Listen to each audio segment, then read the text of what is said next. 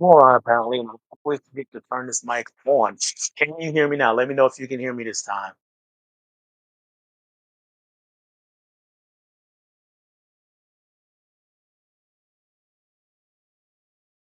I'm just pausing to see if anybody can hear me now. Can you hear me now?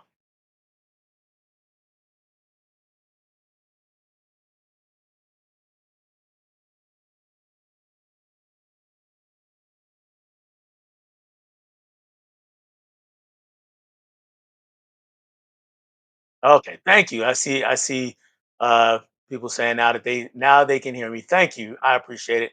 Again, I'm a knucklehead who just sometimes forgets to turn this mic on.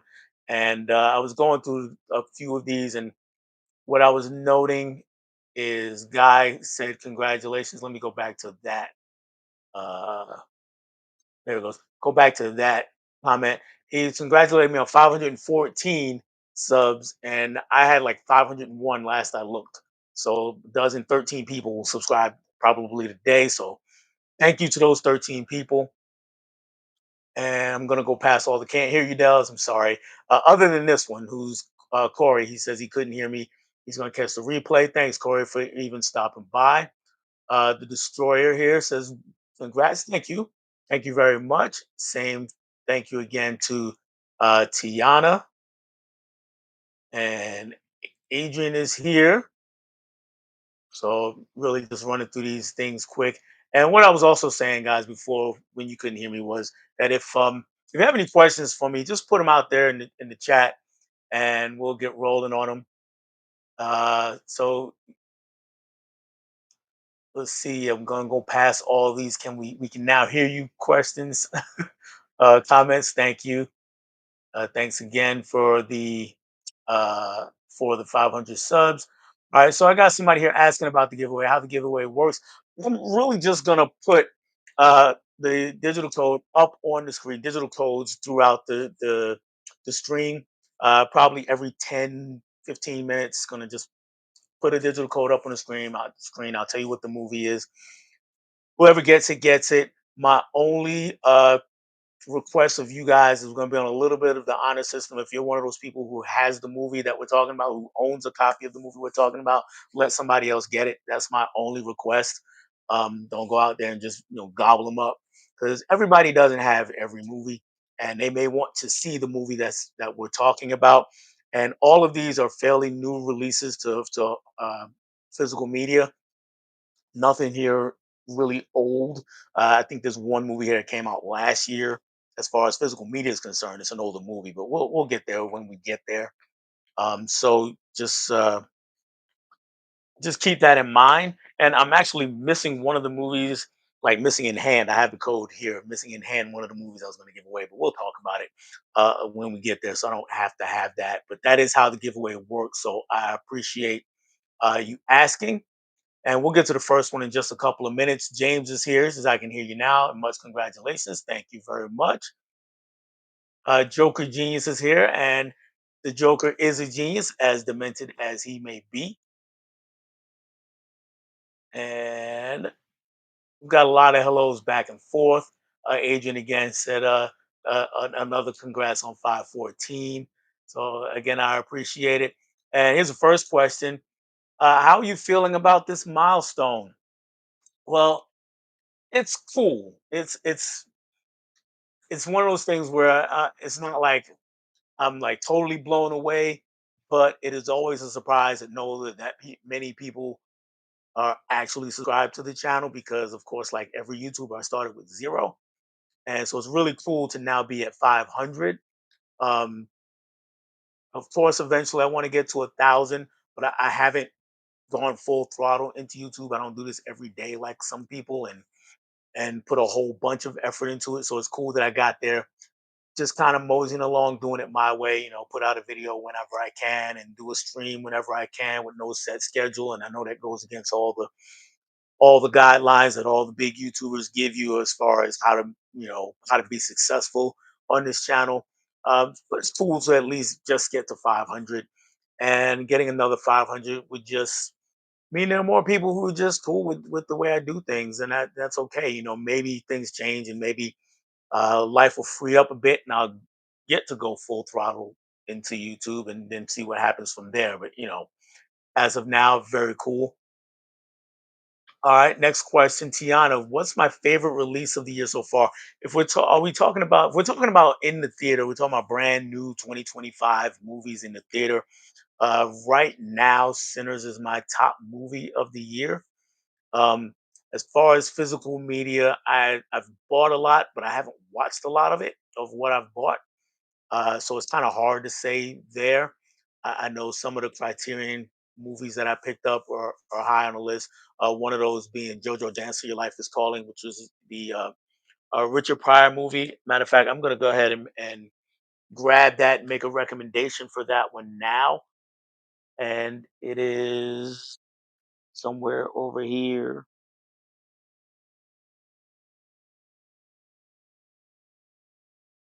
At least I thought it was. But anyway, yeah, JoJo Dancer, Your Life is Calling is, I know where it is a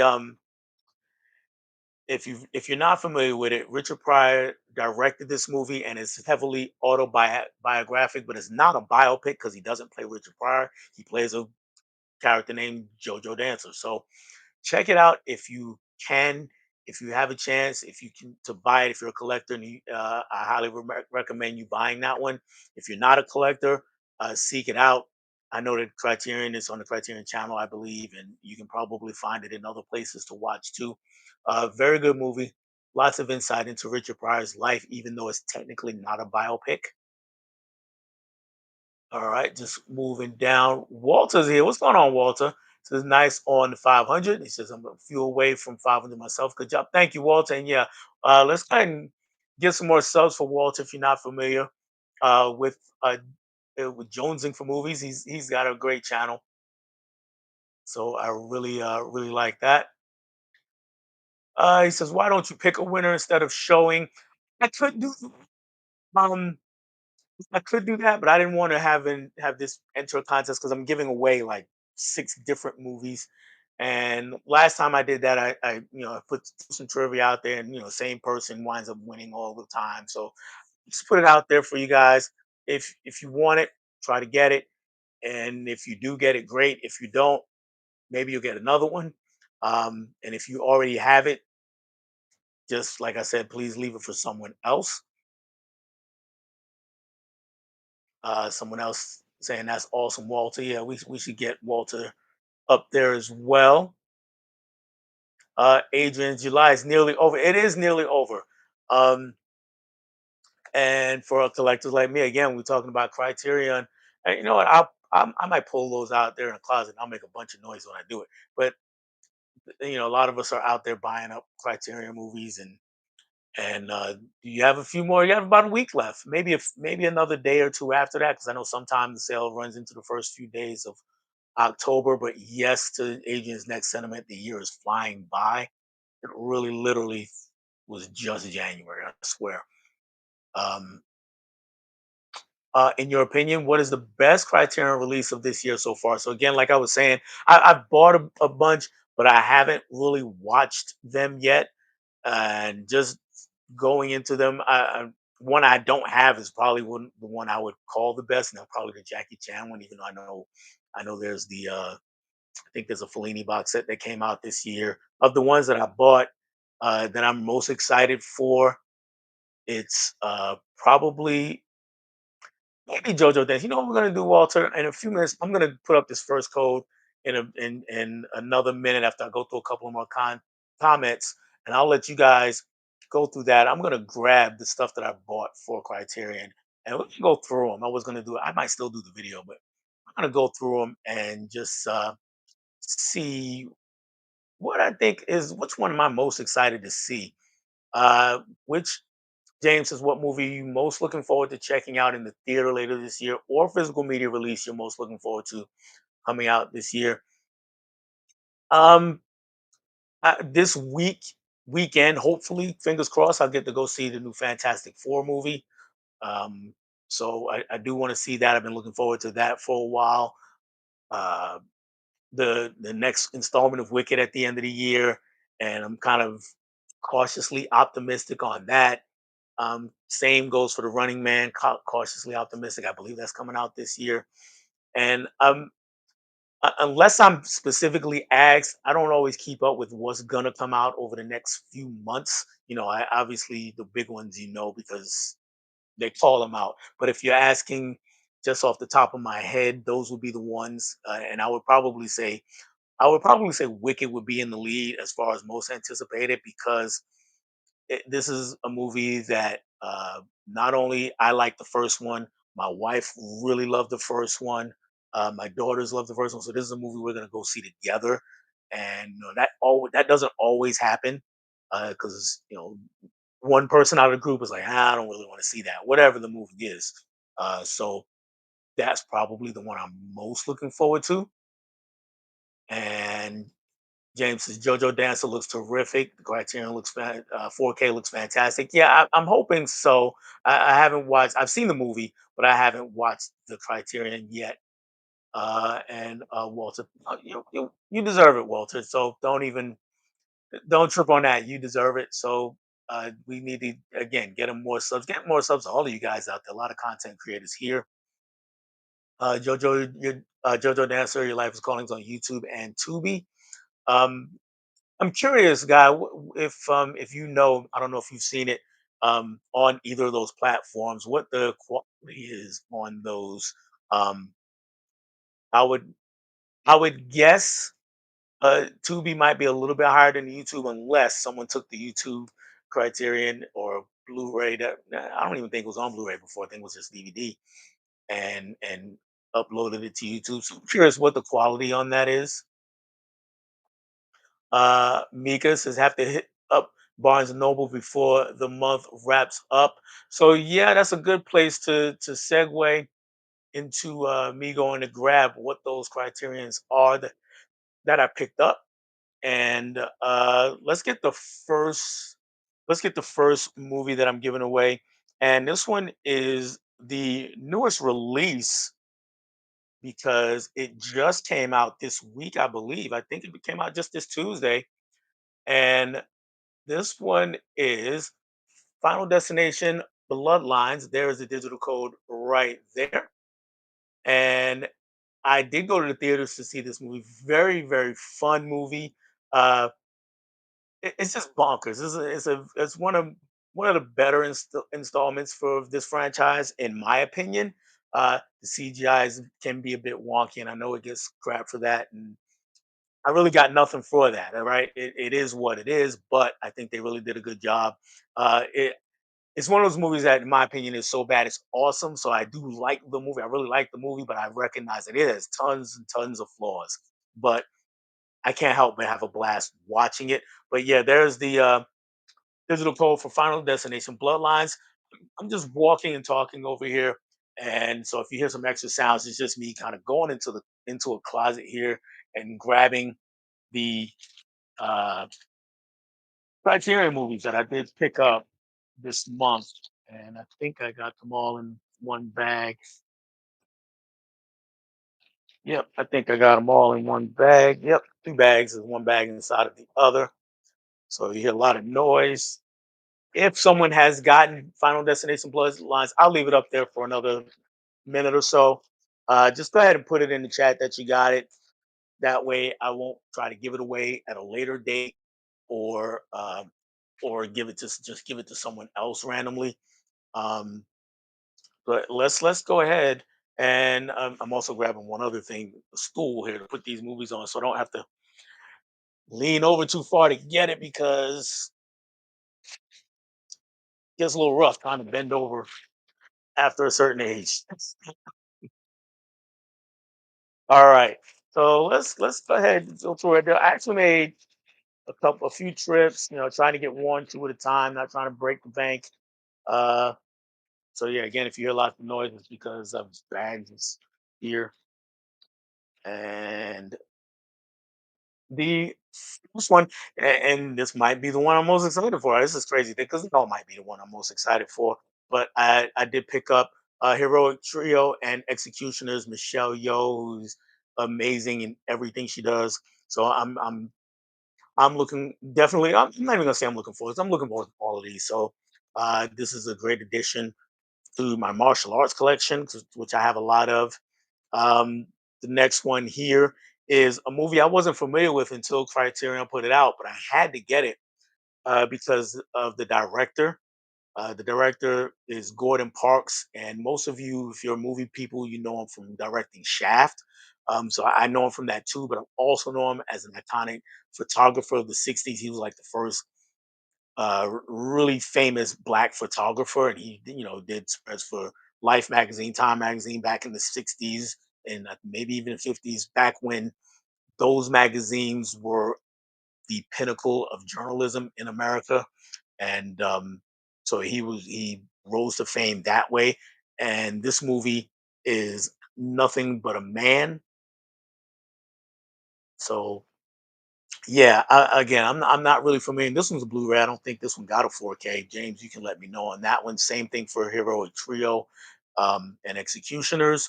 But um, yeah, that honestly that might be the one. I'm gonna still go through the rest, but that might be the one that I'm really looking forward to the most. Um, Next is an animated movie, a Disney movie that I didn't have in any format ever for some strange reason. I got a lot of Disney movies, but I didn't have this one.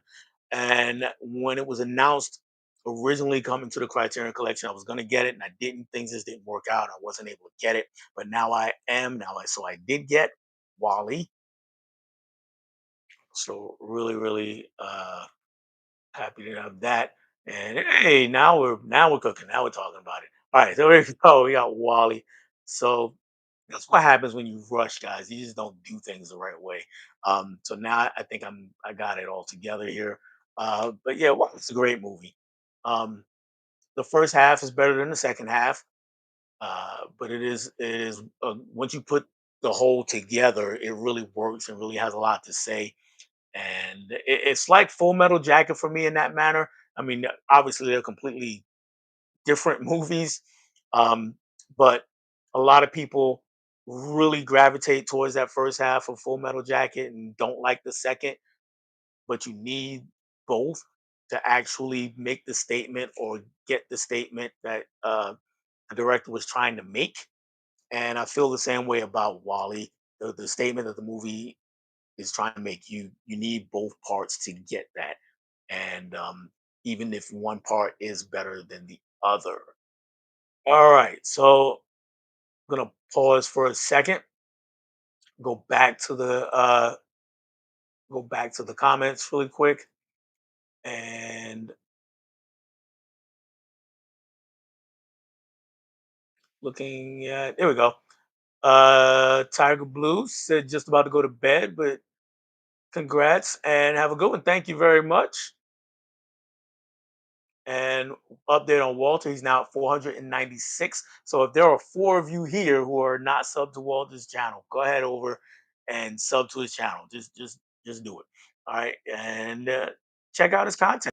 Check out his content first and then sub. I always advise that, but give him a chance either way. And guys, says, didn't expect you to come out of the closet. Very funny. Good job. Good job. I like a good joke. So yeah, it's a little different though. I had to go in first. Most of the time you never actually go in for those people. Walter's got a question. What do you think your collection count is at? I know personally I'm pushing over 2,000. So actually have I don't have it in right now, but I actually have a spreadsheet that I use, and I'm over about 2,400 movies. I was at 25, but I purged about close to 100 movies or so a couple weeks ago. But I bought back about 20. I went to McKay's, and I'm doing a video for that. And used bookstore, if anybody's not familiar. And you trade in a lot, but you come back with some. So I'm around 2,400 right now. Um, and I'm probably going to look to go down. And the reason is a lot of the DVDs that I have that I've had for 10, 15 years, and I haven't watched or only watched the one time. And so it's I need some a little more discipline to let them go, but it's coming. All right, thank you for the update. Yeah, absolutely for the update. Question from Anthony: Are you excited to check out the Fantastic Four First Steps? And Allie and I thought it was great. I am excited to see it. I'm not 100% sure I'm going to get to see it this weekend. Um, I plan to, but I'm definitely excited. Even though track record on the Fantastic Four, cinematically speaking, is not good. Um, but I want to see what Marvel does with it, because this is kind of what we've been waiting on, is for Marvel to actually make the movie themselves, not farm it out to someone else. We had Sony make a couple of movies. Back in the day, we had the Roger Corman movie. Then we had, well, Sony made in the third movie. I believe they did do Fan Four Stick. So now this is their turn at bat. So let's see how it goes. I'm glad to hear that you liked it. And me, cause have to grab that wallet. Yeah, I had to get it. So yeah, if you like the movie at all, get it. If you like animated movies and you've never seen Wally, get it. Um, and just enjoy it. Uh, JoJo Dance on YouTube is published by YouTube, so I think YouTube will have a better version. Okay, that's good to hear. Wally is so damn good. Wally is good. Prince is here. What's going on, Prince? He says, "Happy 500, King of Swaps." Thank you. You had a good movie swap earlier this week. I had my guy 14K Slum Media Wizard from Instagram on here, and we talked about um, Magnolia, which I had never seen and he had never seen. Talk to Me, and we're talking Talk to Me from 2007, not the horror movie from a couple of years ago. This one has Don Cheadle and Chiwetel Ejiofor and Taraji P Henson and Cedric the Entertainer, so a great cast, and we had a good time talking about those movies. And I know a lot of you haven't seen it because it's only got like 50 views or so, or something like that. So if you're looking for a swap to watch, go ahead and check out that one. All right, 2,400 is mighty impressive. I go in between purchasing and purging. It's a fun roller coaster. Ma- All of us collectors do that. I mean, we buy, and then we look around. We don't have enough space, or we got stuff that we realize we don't need, and then we purge, and we purge for a while, and then we go back and we buy again. It's definitely a roller coaster. That is for sure. That is definitely for sure. Rest in eternal peace, Ozzy Osbourne. Absolutely. He's one of the people we lost this week, and he's a guy growing up. It's interesting. Uh, people people who grew up in all black neighborhoods have an interesting relationship with Ozzy Osbourne. And heavy metal in general, and I know I'm generalizing and maybe overgeneralizing, because of course there's people in all black neighborhoods who have a different experience than I do. So don't think that this applies to every single black person. But um, during that time, and when he was really famous, when he was in Black Sabbath and then solo later on, we hear a song here and there, maybe on MTV or some of the videos show, and maybe you liked it, maybe you didn't. But kind of had this thing like, oh, Ozzy Osbourne, he's a devil, Satan worshiper, and he might be in league, like really in league with the devil. They had the whole biting his head off the bat thing, and so that's the kind of thing I grew up with and around. And then you get older, he gets older and more famous. He gets, his family gets him on TV, reality TV. So I start watching the show on reality TV, and by that time, I mean, I knew he had done drugs for years. Um, but even by that time, it's like, okay, this Ozzy, yes, he was still musically talented and gifted. I know he was releasing music around that time, but he was clearly a shell of what he was. And then that kind of takes the edge off of it. And you go, you know what? This guy he's not that. Whatever, or whatever it is. I don't know if he was a good person or bad person. At that time, I'm like, I don't know if he's a good person, a bad person, whatever he is, but he's not the devil. He's not Satan. So, and yes, definitely rest in eternal peace. And sorry for that little tangent, but that is just something that came to mind. Um, a movie that is a companion to Wally has to be Idiocracy. I've never seen Idiocracy. We've been hearing so much about it since January, and I'm not really going to go into why. You guys can all guess why. Um, I'm gonna watch this movie very soon because I do want to really see what the comparisons are, if it really does parallel what we're going through now, like everybody seems to think. So yeah, and that might be a good thing way to do it. Watch Wally and then put on Idiocracy and watch that. Thanks for that idea. I really I appreciate that idea. So that might be a way to go with it. Um, just throwing it out, quick question. Unless I missed it, I didn't see if anyone got Final Destination Bloodline. If anyone got the code for that, if you did, go ahead and put it in the chat. If not, that's okay. Like I said, by the end of the chat, if it's still available, I'll probably post it on Instagram and let whoever sees it on Instagram get it. It's one of those things that I used to use all of like punch in all my digital codes and movies anywhere and all that kind of thing, but I don't really watch it. I don't really use it, so it's a waste. So might as well let somebody get some use out of it. Walter, I watched it about 6 months ago for the first time. It was interesting to for a look at modern times. Yeah, yeah, very good. It's what I've heard. Have you seen Ballerina? I haven't seen Ballerina yet. Uh, Ballerina came out at an interesting time uh, financially for me, to be honest with you. Um, like right at the end of the school year, and if you I work in a public school system, so don't get paid during the summer, so you got to kind of make things stretch. And so it's amazing that I got all these movies, wink, wink, nod, nod. But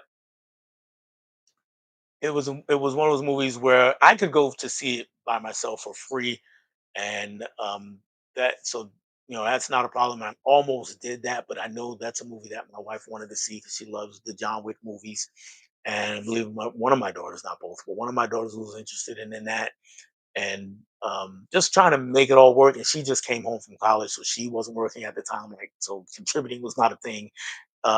She's since working, yay. Um, but so I haven't seen it. I have to uh, I have to check it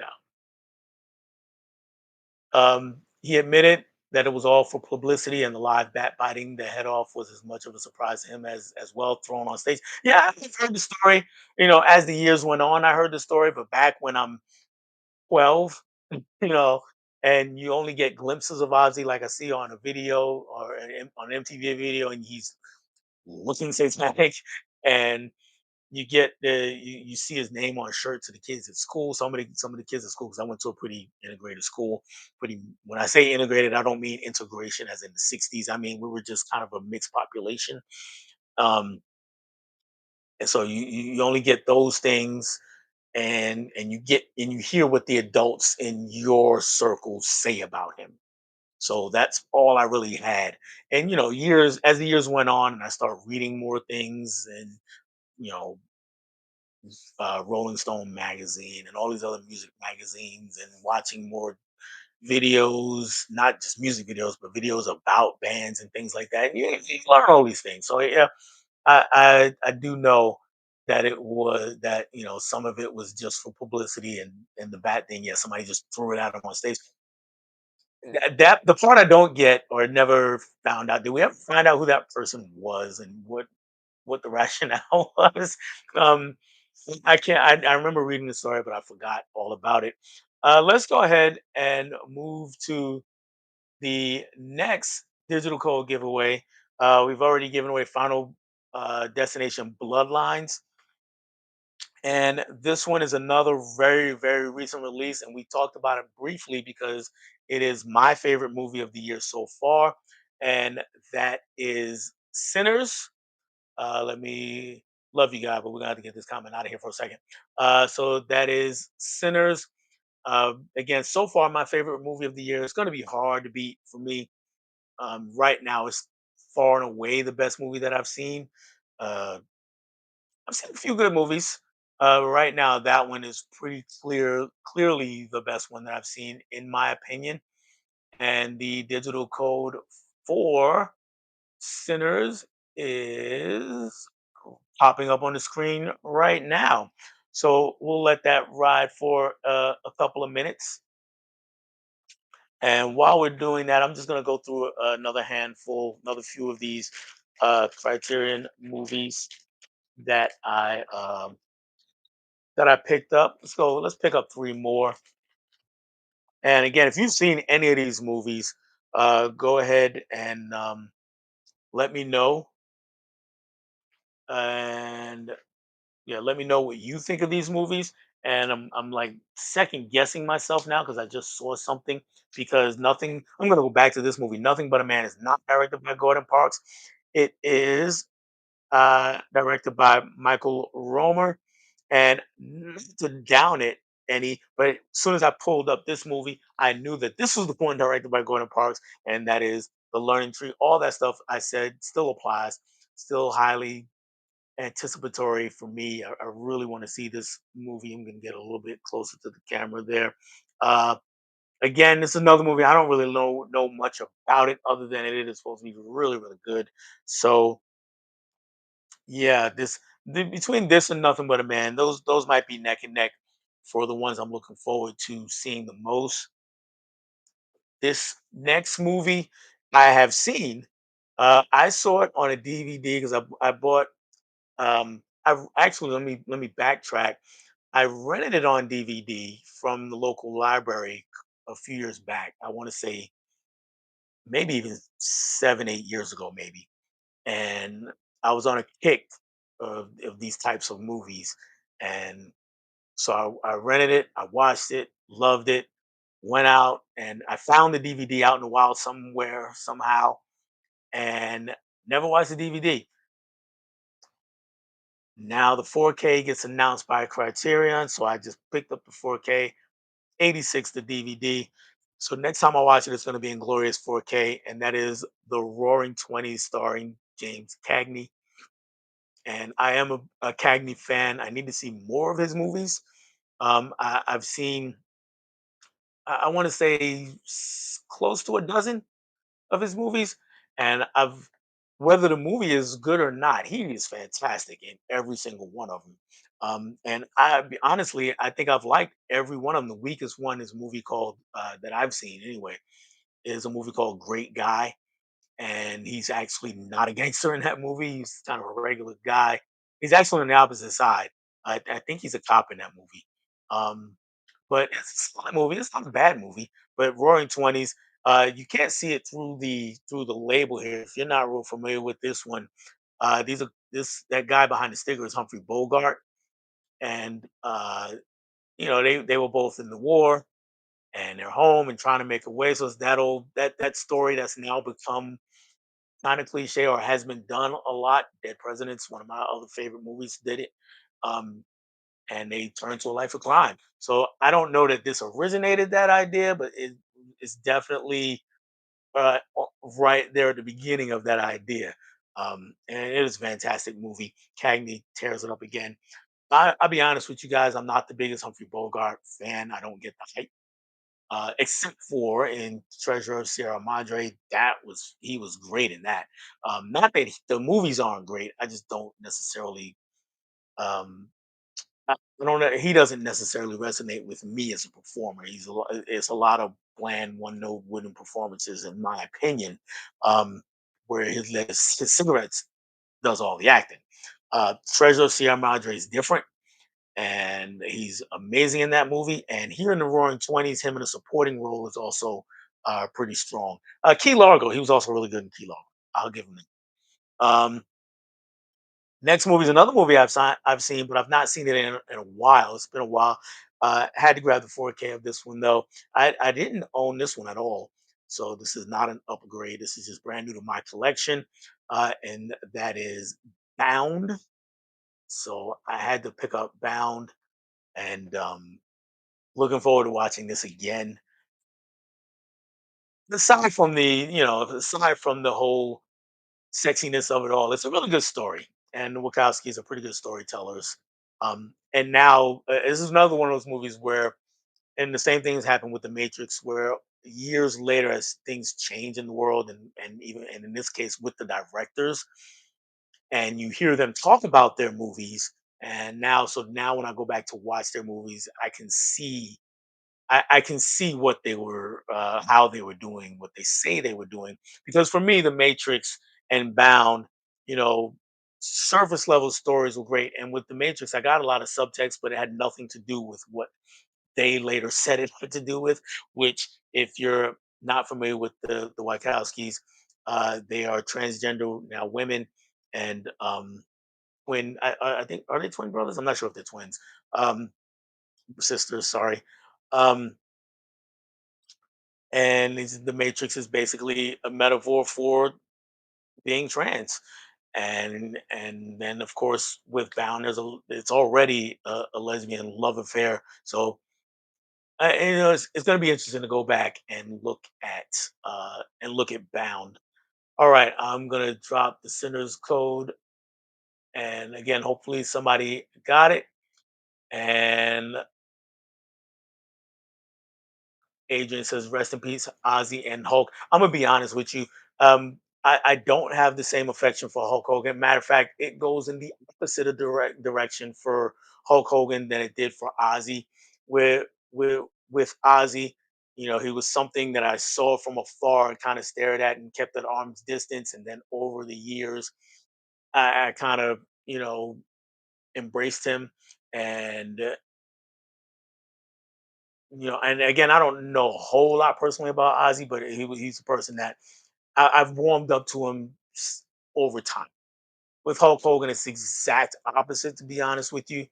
Um, when I was a kid, I watched wrestling. I stopped watching when I was 12, maybe 13. And right around that time, Hulk Hogan was really becoming a star. He was in, if at that time, and they had WWF, not WWE. It was WWF, AWA, NWA. And if I'm not mistaken, Hulk Hogan was an AWA wrestler. And the three conglomerations, the three confederations, they didn't really mix wrestlers. Um, and Hulk Hogan eventually left there and came over to the WWF. And like every other kid, I was this big fan of his. And then I just stopped watching wrestling. The scriptedness of it, the stageness of it is like, it's not for me. But and even though there are things that Hulk Hogan did over time that I liked, Rocky Four being the main thing among those, and and as time went on and we get to I want to say it was 2015. I think I was reading earlier today, but I remember when it happened, and he came out with all of these like really ridiculous and racist remarks, and then here are some of his viewpoints to go along with that following. So when he passed away, I don't, and I hate to say this because I know I hate to say this to you guys because I know a lot of you are fans of his, but I just, it doesn't move me one way or the other, to be honest with you. And that's what it is. All right, so moving on. Sinners is our favorite thus far. Yeah, and with good reason. I honestly think it's with good reason. It's a fantastic movie. Anybody out there who still hasn't seen it, check it out. I will say, I'm gonna get to that question in a second, Anthony. I will say that, and if you watch it just on the surface level, if you just watch it as a vampire movie, you will not see what the hype is about. And I get it. I've had that conversation with people in my own family. I had a couple nephews who watched. Well, one of my nephews watched it, and he was asking me what I thought of it, and I told him how amazing I thought it was. And he was like, "Nah, I saw it, and I was kind of bored, didn't get it." And and knowing him, I know that he's one of those people who's he's looking for action. He's looking for things to happen, and if it's horror, he's looking for straight up trying to scare you just over and over and over. That's what Sinners is. And I told him, I said, I get it because if that's what you're looking for, this ain't it. So yeah, that's just my little warning for Sinners. Now let's get to Anthony's question. My favorite genre of music, and who are some of your favorite singers or bands? My favorite genre of music. I'm a hip hop head all day, every day. But that's not the only music I listen to. That's my favorite genre of music. So if um if I'm in the car and I just need to be picked up, I'm putting it on. And mostly what I'm listening to is 90s era, maybe 80s and 90s era hip hop. I do have some newer acts that I do like, and something that I really like. as far as some of my favorite all time, if we're sticking with my favorite genre, Nas is my favorite of all time uh, as far as rappers go. Um, Big Daddy Kane, KRS One, uh, and I'm LL Cool J. These are all older guys. Everybody Wu Tang Clan, out there, all those guys, names you've heard. Uh, if you want to bring it forward to modern day rap, I'm a big fan of Kendrick Lamar, big fan of J. Cole. Um, Also, there's a few others. Those are my main two that I gravitate towards as far as modern rappers. If we're talking about other genres of music, uh, Prince, he's my favorite musician of all time. Period. Um, just the amount of work he put out was insane, and most of it was just genius. And he was a great writer and musician, and he really did play every genre of music, just about. Um, If you needed a funk, if you want to hear a funk song, he's got that. You want to hear a rock song, he's got them. You want to hear a ballad, he's got them. You want to hear a rock power ballad, he's got it. Um, you want to hear R&B, he's got it. You want to hear a rap song, he's even got that.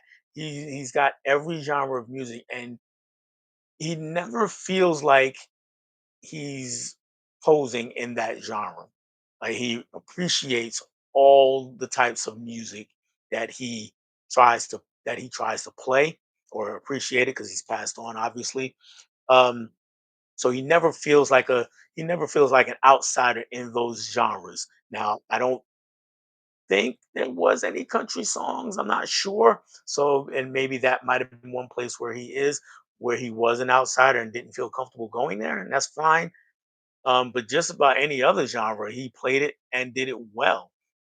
Even the rap songs, he did "Sexy MF" was the one main rap song. He rapped a few times, or had someone in his band rap. In that song, "Sexy MF," he raps the entire song, but it's not like he's trying to be a rapper. You know what I mean? He's not trying to pose as a rapper. He just happens to be rapping, and he raps in a way that fits him, and that's what he does with every genre. So when he does a song like "Let's Go Crazy" or "America," which is really underrated song. If you've never heard "America," his song called "America." Um, those He wasn't trying to be Metallica, right? He wasn't trying to be a full blown heavy metal artist, but he made he made metal suit him. Maybe not metal, but he made rock suit him, and that's what he does for everything. And he's my all time favorite. Um, these days, if we're looking, everybody likes Michael Jackson, so and I grew up on Michael Jackson, so I do love Michael Jackson. Um, Also grew up listening to a lot of excuse me, listen to a lot of Luther Vandross back in the day, and New Edition, and those kinds of groups. Frankie Beverly and Maze was big in my household, and then eventually, for a little while, George Benson was big. Teddy Pendergrass, Marvin Gaye. Moving more modern artists, I'll say that I really listen to. I do like Beyonce, even though my brother gives me all kinds of crap for it because he can't stand Beyonce, and you know, girl stuff. But I do really like Beyonce. Really like Rihanna. Hope she puts out another album. Um, Even more current, I like SZA. I like Maroon Five. Maroon Five. I don't know if they put out anything recently.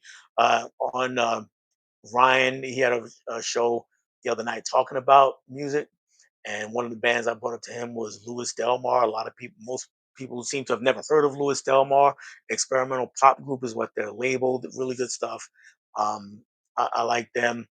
Um, yeah, those are just some of the ones that just coming off the top of my head. Brent Fayez, as far as R&B goes, also, if you know who that is. I do like Metallica. I mentioned Metallica earlier, going back to another older group, and I like older Madonna, not necessarily newer Madonna. Rage Against the Machine. So, as I keep talking, these band names keep jumping up in my head, so I'll kind of stop there. The destroyer says, "I got it." Um, since quote was a little bit ago, I'm thinking he's talking about Final Destination Bloodlines, and he says, "Thank you there, no problem. Thank you for being here." Sinners was awesome, very much appreciated the music aspect of the film and the importance of it to the film and Black culture in general. So beautifully done. You said it all. I'm not even going to touch that. No, no additions, no notes to that. What's wrong with the name Guy? Nothing's wrong. There's another R&B band named Guy though, with Teddy Riley, Aaron Hall, and the other Hall. I can't remember, um, but they were also a great group I listened to back in the day. Um, R.I.P. Theo or Malcolm Jamal Warner, another person. This is a guy I really have a huge amount of respect for because he in a lot of ways he grew up to be who we thought Theo would have been had the show continued forever, had the Cosby Show continued forever. He kind of grew up to be who we thought Theo would be, and that's generally not the case, especially when we're talking about child actors. um, we know all the tragedy that surrounds a lot of these child actors and a lot of the problems that they go through. There's no, at least not to my knowledge, not to our knowledge, there was no era where Malcolm Jamal Warner was going through his finding himself phase or experimenting with lots of drugs and getting in trouble with the law. He didn't have that phase. So he just continued to grow and mature into a family man, and I really feel bad for his family, to have someone ripped away like that. And uh I was listening to a podcast earlier. Bomani Jones, if anybody is familiar with Bomani Jones, he's most known for sports. He worked for ESPN for a long time, and he's basically made his mark as a talking head. But I really do respect him. And he was talking about Malcolm Jamal One. He was saying, you know what? One of the most remarkable things about not just him, but the Cosby Show in general is that those kids, well, two things really, those kids on the show felt like kids. They weren't like adults just in little bodies because, it depends on the writing of them. And they were written very much like kids, and that was great. And then the other thing was, we didn't really hear much about them as far as trouble goes, any of them. And this is doubly remarkable, and this part is mine, given who ran the show over there, right? And all the trouble that we know that he got into and the things that he was into. So remarkable that all of those kids, they really grew up and seemed to be well adjusted, grounded people as adults. I guess the most out there one might be Raven Simone, and she was never really like in trouble or anything. She just made some choices that some people found odd, and there's nothing wrong with that at all. Huck is here. What's going on, Huck? Congratulations, thank you, really appreciate it. And congratulations, movie friend. What are you planning for the future for the channel? It's Mega Mike. What's going on, Mike? And I was on Mike's channel a few weeks ago. Hopefully, I'll be on in a few weeks because we're talking about, and we're going to talk about superheroes on his channel. Um, he's got all these different battles going on. So check out Mike if you haven't. And planning for the future channel, 'cause like I said, right now it's just kind of a side thing. It's something I do when I have time. Um, Hope you get on some more live stream soon. And that's really what the summer is for me because during the school year, I just don't have time. I'm working on things that I need to do for my job, and whether that's preparing the lesson plan for the next day or the next week, or getting homework together, or checking work, or you know doing learning myself, like professional development myself, which I'm doing at the moment also. So during the school year, YouTube is just kind of whenever I can. And during the summer, I kind of go on a little bit harder, which is why you've seen me more over the last few weeks, over the last 6 weeks or so, because I've had more time. And same thing goes with just movie watching and being on streams and all those kinds of things. So at the end of the professional development stage, at least the first part, which is where I am now. At the end of that, in a couple years, then maybe I'll expand my efforts in this area, in the YouTube area. And if I leave the teaching profession, I'll definitely do that. But we'll see how that goes. I'm not planning on it. So we'll see how things go. And K-Master 13 watching, 11 likes. Thank you for all 13 of you that are here, and anybody who's watching later on the replay. I appreciate that. And just so that we can keep things moving along here, I'm gonna star that comment, and we're gonna move on to the next digital code giveaway. And this one is another movie we talked about a little bit, because I'm looking so forward to the sequel, and that is Wicked. And so, yeah, if these the digital code, this one's a 4K digital code. Same with Sinners. Final Destination was Blu-ray or high def, however they call it on whatever platform you use. So this one should be 4K for Wicked, and there it is, right there. All right. So again, I'll leave that up while once again I'll go back because I do have a few more of these Criterion movies to get through, and down to these are the last three actually. Um, all of these, yeah, I've seen all of these, so I'm not necessarily highly anticipating any of them, other than to see how they look in 4K. One of them is Blu-ray, but how they looked on this new format.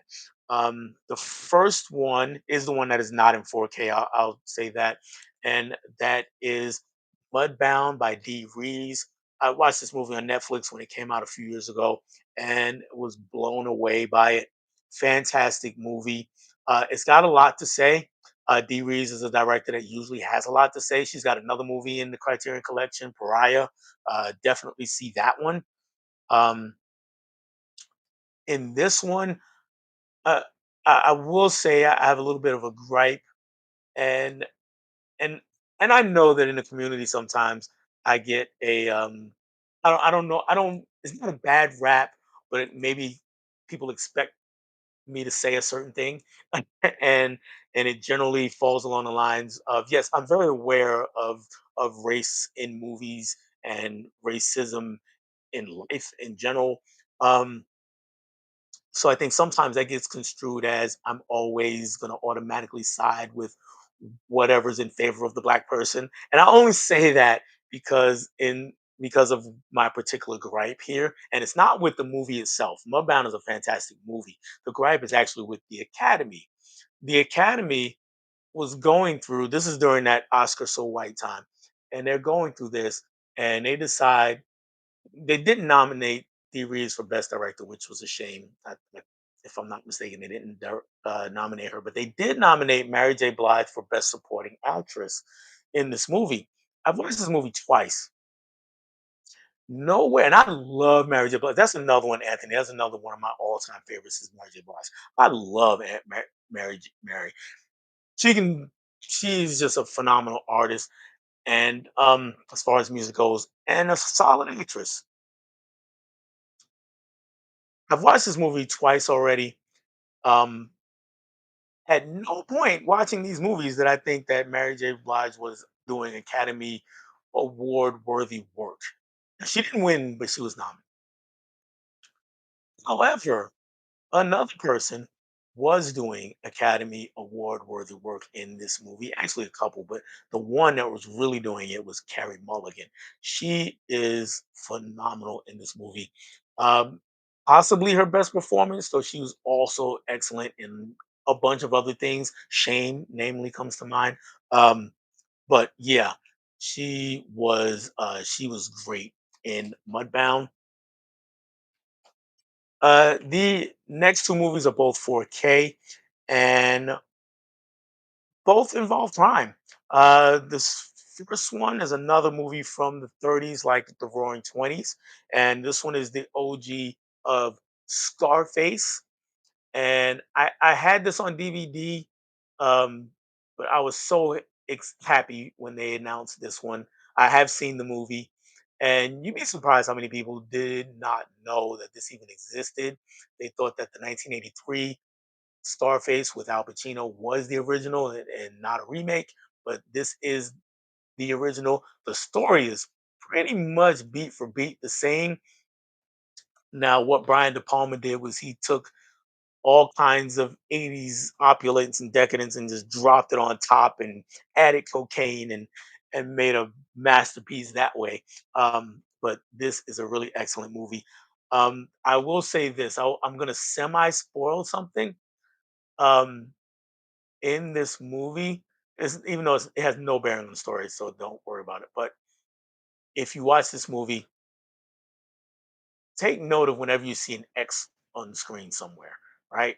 And anytime you see an X somewhere, somebody's about to die. So just keep that in mind. It's a fun little game. Maybe you can make a drinking game out of it. This other movie I've seen also, but I haven't seen it in a while, so I'm definitely looking forward to watching it again. And that is The Grifters, and John Cusack and Angelica Houston and Anne Heche, and I'm sorry, not Anne Heche, and that Benning. For some reason I get them. I used to get those two mixed up sometime, but they're all phenomenal. Great movie. Check out The Grifters, and yeah, I'm gonna take down the code for Wicked and get back to you guys because looks like we got some comments piling up. We got some hellos there. And let me see if we got any more questions for me or comments for me or new people here. There's a new person here. Nikki, what's going on, Nikki? Or Jeff's mom, as I like to say sometimes. We all like to say, congratulations. Thank you very, very much. I was just watching Jeff's video, by the way, earlier today, um, where he was talking about his criterion pickups. So I did check that out. And just as I was saying, yes, Steve also says hi. Jeff's mom. All right. And yes, Caveman also letting Huck know we are trying to get Walter to 500 as well. So, Huck, if you're not subscribed to Walter Jonesing for movies, go ahead and check him out.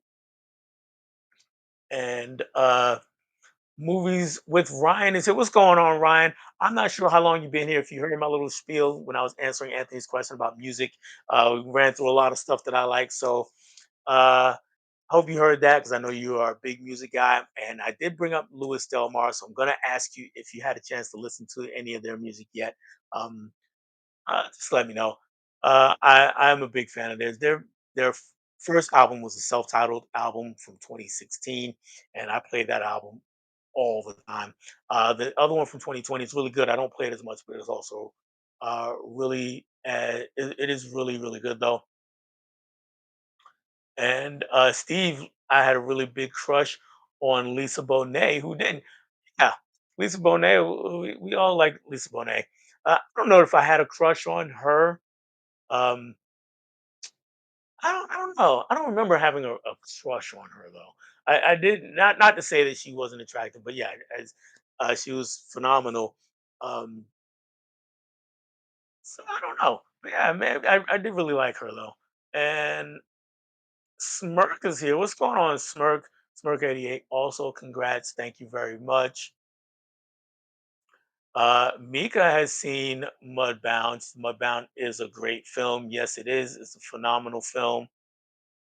Again, if you haven't seen it, it's a Netflix movie, so it's probably still on Netflix. So go check it out on Netflix. You don't have to buy it on Criterion to see Mudbound. I'm pretty sure it's still on Netflix. If it's not, then yeah, you might have to get the Criterion or check the Criterion channel. I don't know. Uh, I don't know. Um, the coolest kid ever is here. What's going on, Johnny? What's up, cool kids? Nikki says the original Scarface is great. It is. I actually know some people, in our little community here who prefer that to what De Palma did with it because the Palma movie is admittedly just over the top. And so I'm curious what you think. What you think, Nikki? If you think that one's better or the original's better. She says, "Nice pickup. Thank you very much. I appreciate that." And Ryan, yes, they used the X thing in The Departed as well. They did, and I didn't pick up on it last until after I had seen it a couple of times already. So next time I watch it, I'll be looking for it. Uh, Definitely be looking for it. And Steve, great comment. Steve says, "Damn, you're the reason Barnes and Noble didn't have any criterions when I got there." Possibly, possibly. And for people who I know, most of you don't know. I said this in one video before. Um, Steve and I are well, we were. I'm not in Durham anymore, but we were both in Durham, North Carolina, and so we would shop the same Barnes and Nobles. We never ran into each other, but we shopped the same Barnes and Nobles. Obviously, there's actually three of them in Durham, which is crazy, um, considering where I am now. I moved to a town that's about 40 minutes, 35, 40 minutes away, and there are no Barnes and Nobles anywhere near here. So to get Criterion movies locally, I have to go back to Durham to get them. And the one thing I didn't get was the Wiz, and I know there's some defects going on with that, so I'm waiting when they put that one back out because none of the Barnes and Nobles had a copy of the Wiz, and I later found out that that's why. I find that classic and martial art films I am not well versed in. Do you have any genres that you are not familiar with? Sure. I would say I like westerns, but I haven't seen a lot of the classics. I still haven't seen. I've seen a lot. I, okay, let me. I can't say that I've seen a whole lot, but I've seen a good number of the classics. But there are so many that I haven't seen, and that's one I want to get more into. Um, Not really well versed in British period pieces that take place during the Victorian era. For whatever reason, those movies tend to not stick with me.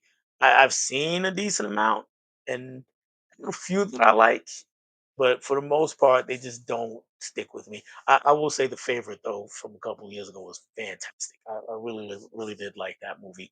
Um, but yeah, that's one genre or subgenre really that I'm not really versed in. Um, I'm other genres, other things, maybe mostly subgenres that I'm looking around to kind of see because my collection is kind of organized by genres. And the one thing I will say this is that I found out that I wasn't as versed as I thought I was in horror. Uh, because I grew up watching horror movies, watched lots of horror movies, even some obscure horror movies, and then I got on YouTube, right before the pandemic. Started watching. I was on YouTube, watching YouTube long before that, but started watching movie collector content right around that time, a little before the pandemic, actually, and ran into a guy named Bored Cyborg, and he doesn't do much anymore. He's still on YouTube, but just doesn't post as much anymore. And he's actually in North Carolina. Also, I actually met him once by accident. Um, but he was all into B movies, right? And I thought I was into B movies, and I consider myself into B movies. And if my circle of family and friends, I've seen the most obscure stuff. And then I start watching this channel. He's pulling out all these movies and talking about all these crazy movies, and he's giving the directors and you know the years, and he's kind of doing it off the top of his head, and he's talking about their whole filmographies while holding up one of their movies. And I was like, well, okay. And then I started going through other creators' channels, and there's a lot of people like that. And all these obscure movies that I had seen, for every one that I had seen, there's like 100 more that other people are talking about. And so when Vinegar Syndrome is making all these announcements, and I'm going, oh, I never heard of that. There's somebody's like, oh, I watched this movie when I was 15, and it was a fantastic, great time. And so that's one genre where I'm not as versed as I thought I was. So I hope that wasn't too much of a rant and rave, because yeah. But there it is. And Huck says he is sub to Walter. Thank you. Uh, Johnny says that Barnes and Noble Criterion sale, damn near wiped my bank account. I get it. I get it. We're a lot of us are there. But my dude is here, Culture Trinities. What up? What up? What's going on, my man? Um, we just been chit chatting, not really talking anything in particular. If you got any questions, fire them off. Comments, fire them off. There's Jeff. What's going on? We were just talking to your mom a little bit, and I was letting her know that I watched your video about Criterion. Uh, he says, "Sorry I'm late. Congratulations. You're better late than never. Always on time." He said, "I did check out Louis Del Mar. I've heard several songs, and I do like them. Glad. I'm glad, Ryan. Glad that you did check them out. And yeah, it's one of those things where I think a couple of their songs wound up in commercials and maybe a TV show or movie. So it's possible that you did like run into a song by accident, even. Johnny's Mudbound is still on Netflix. Yeah, and I think they made it, so I'm pretty sure it's not really gonna go anywhere. So yeah, check it out if you have not. And Nikki says both Scarface movies are excellent, but if you've seen the OG and the Pacino one, there are plenty of reasons to love both. Yes, my final answer is the Pacino all the way. Yes, I'm in that same boat. I'm pretty much word for word, so nothing to add to that. And I'm going to answer this one question, and then I'm going to throw another digital code up there. And this question's from Anthony.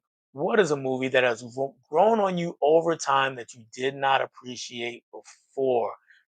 That is an excellent question. Um, wow. Let's see.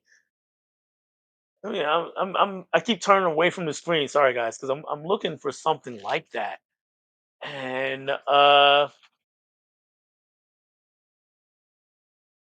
would say, believe it or not, I'm gonna say Fast Times at Ridgemont High.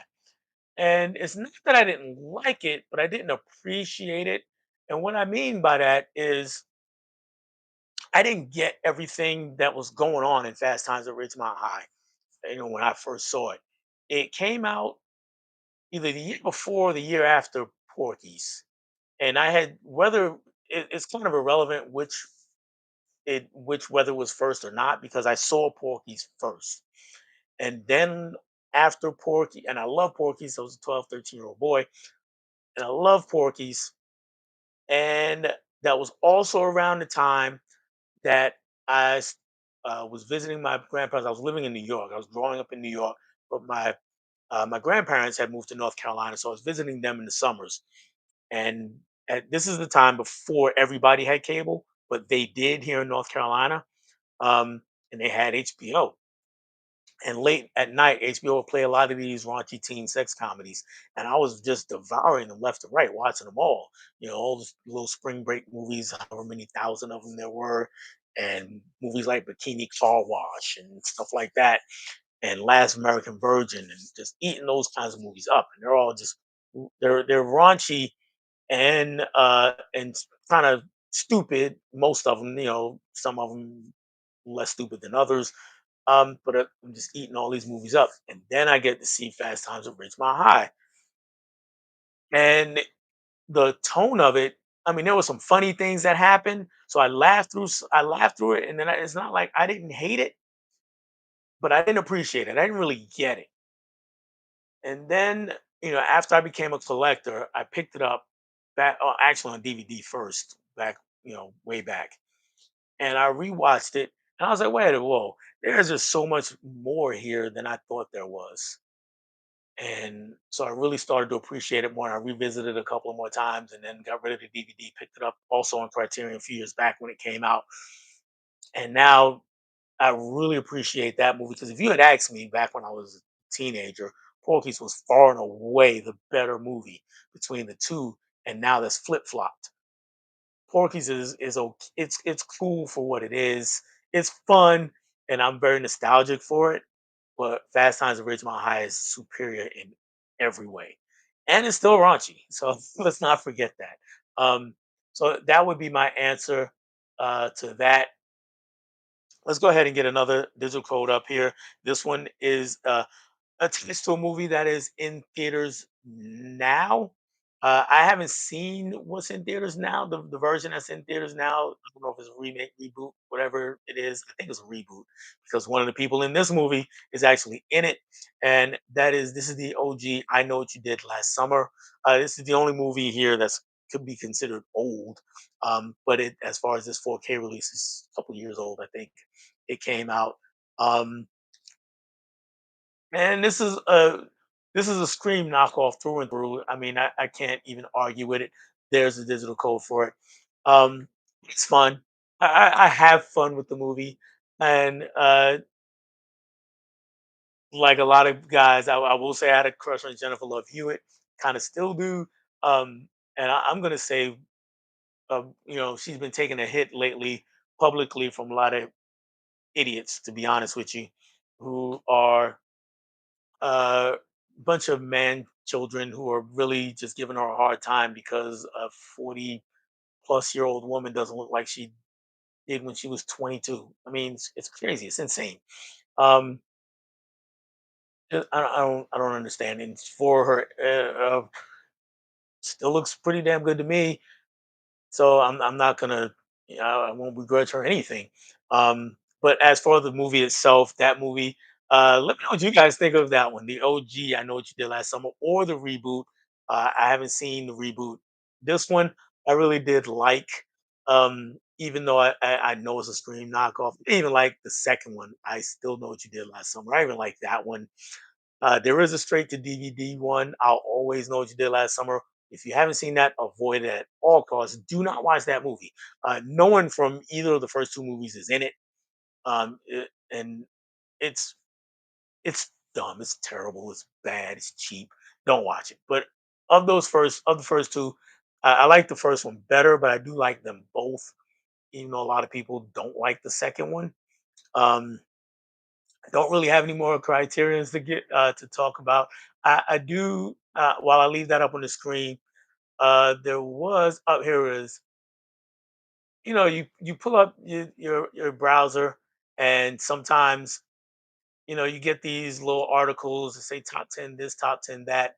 And today, this one that popped up was the 10 best movies of all time. The way they sold it was, these are the 10 best movies of all time, and three of them are from this century. So I'm like, okay. And so I haven't looked to see what these movies are yet. Um, so I'm gonna let's see what they are. Number 10, The Good, the Bad, and the Ugly, and and that is one of the Western classics that I have seen. I have seen the Man with No Name trilogy, fantastic series. Sergio Leone is great. Once Upon a Time in the West is my favorite Western of all time. So I can't say that this is my 10th favorite movie of all time. It's my choice. I go into these lists. I don't expect them to be perfect. I just want them to have actually movies that have a legit claim of being great. That's really all I'm looking for. Um, because we can argue all day. This movie's better than this movie. That one's better than this one. So I don't really necessarily want to do that one. Number 9, Lord of the Rings: The Fellowship of the Ring. Um, I like it. I don't love it. I understand lots and lots of people love it. So I won't quibble with it too bad. If it's my list, it's not going to be anywhere near there. But like I said, it's not my list.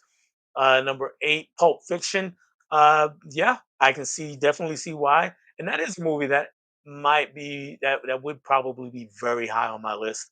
Um, Even though the whole Quentin Tarantino thing, with some of the things he says in the movie is cringy at best.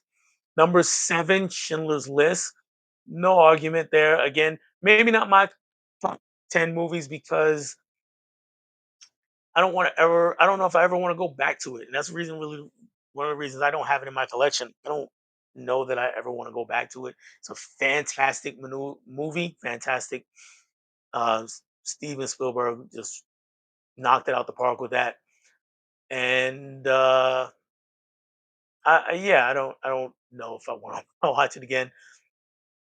Number 6, Lord of the Rings: The Return of the King.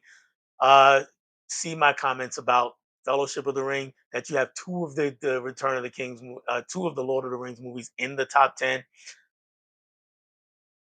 I could do without that, not because they don't have a legit claim to be great, like I said, but because they're from the same franchise. Um, I would rather you be a little more diverse than that. I'm gonna save the top five for the next digital code I give away. Let's go back into the comments. I'm gonna drop down. I know what you did last summer. Again, I hope people are getting these. Uh, if you did, put it in the comments. And for people who were just here, my only request is that if you have the movie in your collection, don't take the digital code. Just let someone else get it. All right. Let's see. Back in the comments here. Hulk. Hulk. I called you Hulk. You are incredible, though, Hulk. I know you like superhero movies. So, what was your take on Superman, the new Superman? I really liked it. I really, really enjoyed it. Um, had a blast watching it. Yes, there are flaws to this movie, uh, but I think it was truer to the spirit of the character. And and again, I did a stream on this actually last week, um, with myself, Zach Attack Reviews, Kenny Sparks, Luke Ponto was on the show, and we ranked all the Superman movies, and I have it second right now of all the Superman movies. Um, our collective ranking was first when we did it on a points basis. It came out actually number one. I don't. Superman the movie is still my number one, but it is really really good. I can see over time that it dropping in people's rankings because they start to distance themselves from the hype and recognize the flaws. And some of those flaws for me was that the tone was kind of all over the place with the movie, and the Justice Gang just kind of hijacked the movie when they came on the screen a lot of times, and not always in a good way. Some often enough, yes, but not always. And it just really felt, and it's James Gunn directing, so of course, but it really felt like all of a sudden we were just dropped into a Guardians of the Galaxy movie. And then they left the screen and we were back in a Superman movie. So that's one of my big major flaws. Um, the other the only other real flaw I have is that it's kind of hard to put into words, but the movie was a little, well, not hard to put in words, but it was a little long in the tooth. And I the one thing I would be tempted to cut out is the one thing that attracts a lot of people to this movie, and that's crypto. And because I could see everything that he did in the movie, I could see another character doing, and us chopping his screen time out and losing 10, 15 minutes of the movie. But it's an adorable character, and everybody loves him. And every time he pops on the screen, you go, "Oh!" So I can't really legit do that.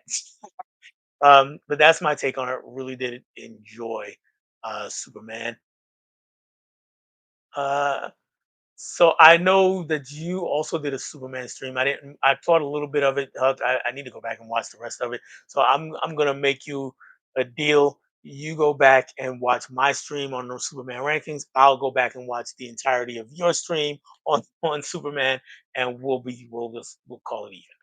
All right. A lot of highs here, which is nothing wrong with that. And Walter, I'm just now watching more westerns, so we're going back to the genre thing. Yeah, and I agree. For everyone, you have seen this way more that you haven't. If I can make a suggestion to watch a little film called, and then he kind of left me hanging, probably a character limit there, and I'll find his next one. And Once Upon a Time in the West, and yes, Once Upon a Time in the West is my very favorite western of all time. So uh, that's full stop, no notes, fantastic. 3 hour movie for my people who are watching who are adverse to really long movies. That's your warning. It's 3 hours, and it's not an action movie, right? A lot of westerns you can kind of categorize. Really, let's put it this way: for westerns, from so far what I've found, predominantly you can stick them in two categories: action and drama. Once Upon a Time in the West is decidedly a drama. Yes, there's some action, but it's decidedly a drama. Um, and it's like I said, it's a 3 hour one. Of course, there's also Western comedies. There's now some Western horror and those kinds of things. But predominantly, we're talking action and drama. And this one fits firmly in the drama side. But fantastic movie. Highly recommend it. Some of the best filmmaking Sergio Leone has done. Only other one I could say is I like a little bit better, maybe, is Once Upon a Time in America. So I don't know what was with him in the Once Upon a Time title. And yeah, Emmett, welcome to the show. Welcome to the stream. Yeah, I have seen it. It's going on longer than I thought I would. So let's go ahead and go quickly to another digital code giveaway. Let me just do a quick look to see if anybody else here. Um, oh, Johnny corrected me really quick. He says, I know what you did last summer, 2025 isn't a reboot, but it should have been. So it's a sequel then. Okay. Interesting. Interesting. So I figured it was because Jennifer Love Hewitt is in the movie. And oh, Huck answered my question. So I'm going to take a minute here. I enjoyed the OG. I know what you did last summer. And I want to see the new one soon. Same. And Trinity says martial arts and westerns are my favorite genre. No, hey, martial arts. I grew up on westerns. Westerns. I have an interesting relationship with. My grandfather watched westerns all the time, so you've probably seen the classics, but I was like 6, so I don't have any recollection of most of them.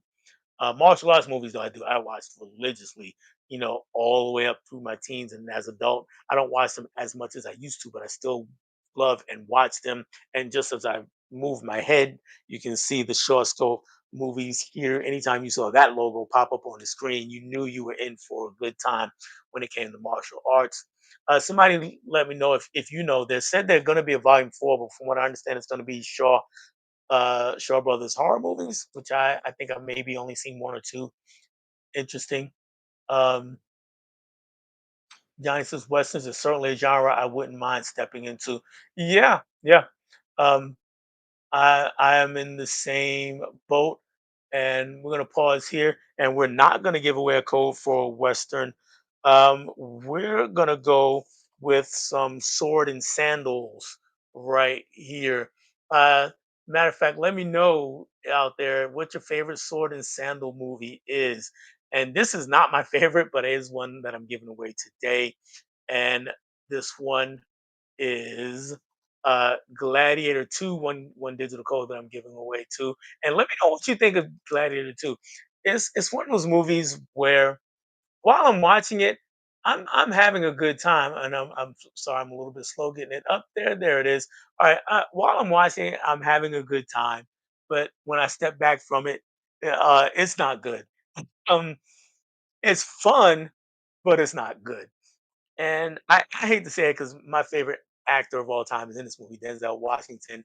And I'm gonna tell you what, Denzel is.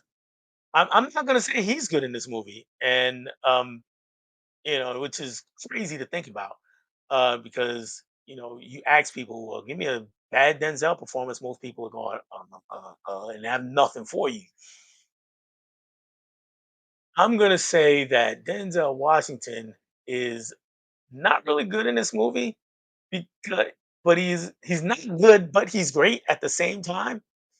And the reason is because he's in a different movie from everyone else. You don't know what movie he's in, but it ain't what everybody else is in. And he's just having a blast doing it. Right? It's just amazing. For those that don't know, Denzel Washington is a New York kid. Right? He grew up in New York. So for those of you don't, and if you well, before I get into the rest of this, there are there's an interview out there where he was talking about somewhere he went, some benefit, something. It might have been even at the White House. I don't remember exactly what it was, but he was saying how he was supposed to get something, but he didn't get it. And he was like, from the hood, I'm leaving with something. If there's something's going to wind up in my pocket, right? Or somebody's giving me something. And you got to go find an interview because I'm not doing it justice at all. Um, but it's as if you took that kid from the hood and dropped him into ancient Rome and said, "Okay, you the big bookie, you the big gambler in town. Have fun. Just do that." Right? And he's doing his own thing completely. He's in another movie. The rest of the movie is okay to bad, kind of boring in a lot of spots. But when the action kicks in, it's great. And the overall effect is, yeah, I'm having fun watching it. It's just not good. So and it's a weird thing to see when I'm trying to give the digital code away, and I want people who haven't seen it to see it because you have to kind of see what I'm talking about. You'll enjoy it watching it, and then you'll go, "It's really good. It was fun. I had a lot of fun watching it." So let me know for anybody who's seen it if I'm off base here because that's just how I'm feeling on Gladiator 2. Um, let's go back real quick to that IMDb's. I guess they pulled this list from IMDb. Okay, so that makes sense. They pulled this list from IMDb, and I didn't notice that. Um, and so it was an MSN's homepage, and I really didn't pay attention that they pulled it from them. So let's go ahead. So you may already know what these are, but let's go ahead and see. 12 Angry Men. No gripes or complaints. That's number 5. No gripes or complaints with 12 Angry Men. Phenomenal movie. Um, Number 4, The Godfather Part 2, also one of my all-time favorite movies. Uh, I don't know if The Godfather Part 1 is one of these top 3. I think it is, but I will die on the hill of this is the best movie in that franchise. Number 3, The Dark Knight. It's interesting position for The Dark Knight for me because if it's my personal rankings, The Dark Knight might be in my top 10, but I also recognize that is probably not one of the 10 greatest movies ever made, if that makes sense. Still the greatest superhero movie ever made, in my opinion, and without hesitation. I think Logan and Infinity War are close, but I still lean towards. I apologize. And both Spider Verse movies are all close, but I still lean into the Dark Knight. Number 2, yeah, The Godfather, Part 1. And number 1, The Shawshank Redemption. Listen, love The Shawshank Redemption. It's the best movie ever made. Well, I don't know. It's a great movie. Don't get me wrong. It is a great, great, great, great movie. Um, I'm a little sadistic, maybe, in that I think they told too much at the end. You know, they could have stopped the movie a few minutes before it actually ends. But that's just me. All right, let's see what you guys are talking about out here. Uh, what are some films that truly mean a lot to you on a personal level besides Superman? And just to stick with Superman for a minute, I'm one of the reasons I'm wearing a Superman shirt again, even though I wore this, I'm being a bad YouTuber. I wore this my very last stream. One of the reasons is because after I finished this stream, I'm going to be recording another video, and it's going to be a movie theater memories of when I saw Superman the movie. So that is a movie that means a lot to me personally. Whether I don't know if you were being serious or not when you said that, but yeah, um, I am going to be recording that. So look out for that. It usually takes me a little while to edit those, so hopefully I'll get it out before Superman, the current Superman, is out of the theaters. But you know, it is what it is. Either way, some other movies that mean a lot to me personally.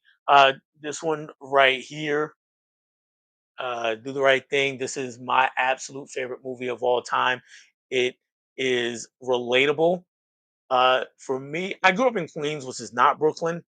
I spent a lot of time in Brooklyn, and for people who don't live in New York, there is a difference between Queens, Brooklyn, Manhattan, the Bronx, Staten Island.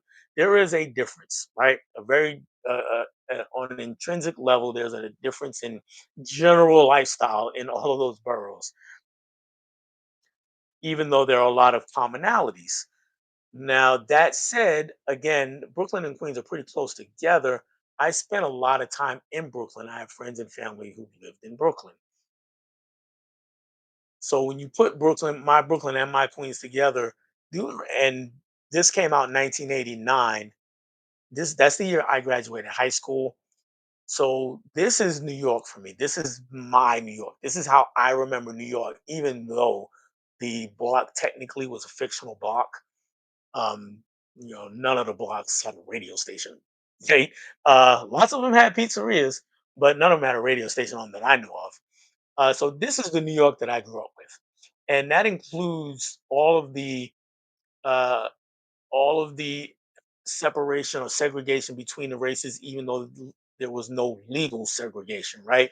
There's if you go all over New York, again, this is in regardless of what borough you're in. There's black neighborhood, Hispanic neighborhood, Jewish neighborhood, Italian neighborhood, so on and so forth. And when they had to cross paths, it got explosive back in the 80s. Okay. I don't know what it's like now because I haven't lived there in so long, but um, that is pretty accurate to what it was. And that is a movie that is extremely important to me for those reasons. And I'm just kind of looking at some things just to kind of see other things that might be important to me, and I have to turn this way because I will have to go with really every movie in this set, but especially Enter the Dragon is another criterion. By the way, I got this years ago. Um, Enter the Dragon is a movie that means a lot to me. This is, to the best of my memory, this is the first. That's the first movie I saw in theaters, and I'm pretty positive I didn't see it the year it came out because the year it came out I was two. I do remember going to the theater to see it. And I do remember that it was part of a triple feature back in the day. This is when they used to do things like that. So this was probably, if this came out in 73, this was probably like 75, 76, maybe. Yeah, probably 75, 76, maybe 74, but I was only three at that time. Um, this movie really got me on a lifelong, into a lifelong relationship with Bruce Lee, to be quite honest with you. And he's a person that I've admired ever since then. So that's another movie that means a lot to me on a personal level. Um, just again, still looking around, I would say uh, uh, there are definitely more. Um, here's one. Here's one. The Warriors. Uh, the Warriors. Not so much that I relate to it or anything. I mean, not to say that it's I don't relate to it on the level that I was talking about with Do the Right Thing. Let me put it that way, right? And I've never been in a gang, so I don't relate to it as like I was a former gang member or anything like that. And the gangs in here is just silly and goofy. I relate to it in a way that it's a movie I grew up with. It was made in 1979. I didn't see it in theaters. I saw it on TV probably 80, 81 for the first time when it used to come on the late show, if any, or the late movie, the late whatever they used to call it back in the day. And I just watched it all the time. So it grew to be kind of a part of me. Um, and I've probably seen that movie. I've seen Between the Warriors and Enter the Dragon the original Star Wars. I can put in that same category. I just don't feel like bending all the way down there to get it. Actually, it's right here. Star Wars: A New Hope. I do have it on Blu-ray, not 4K. I do have it on Blu-ray, but I keep this because it has a theatrical cut. Um, I could put it in those. I could put all three of those in those categories of movies I've probably seen 50 plus times. So they mean that much to me as just movies that have been there.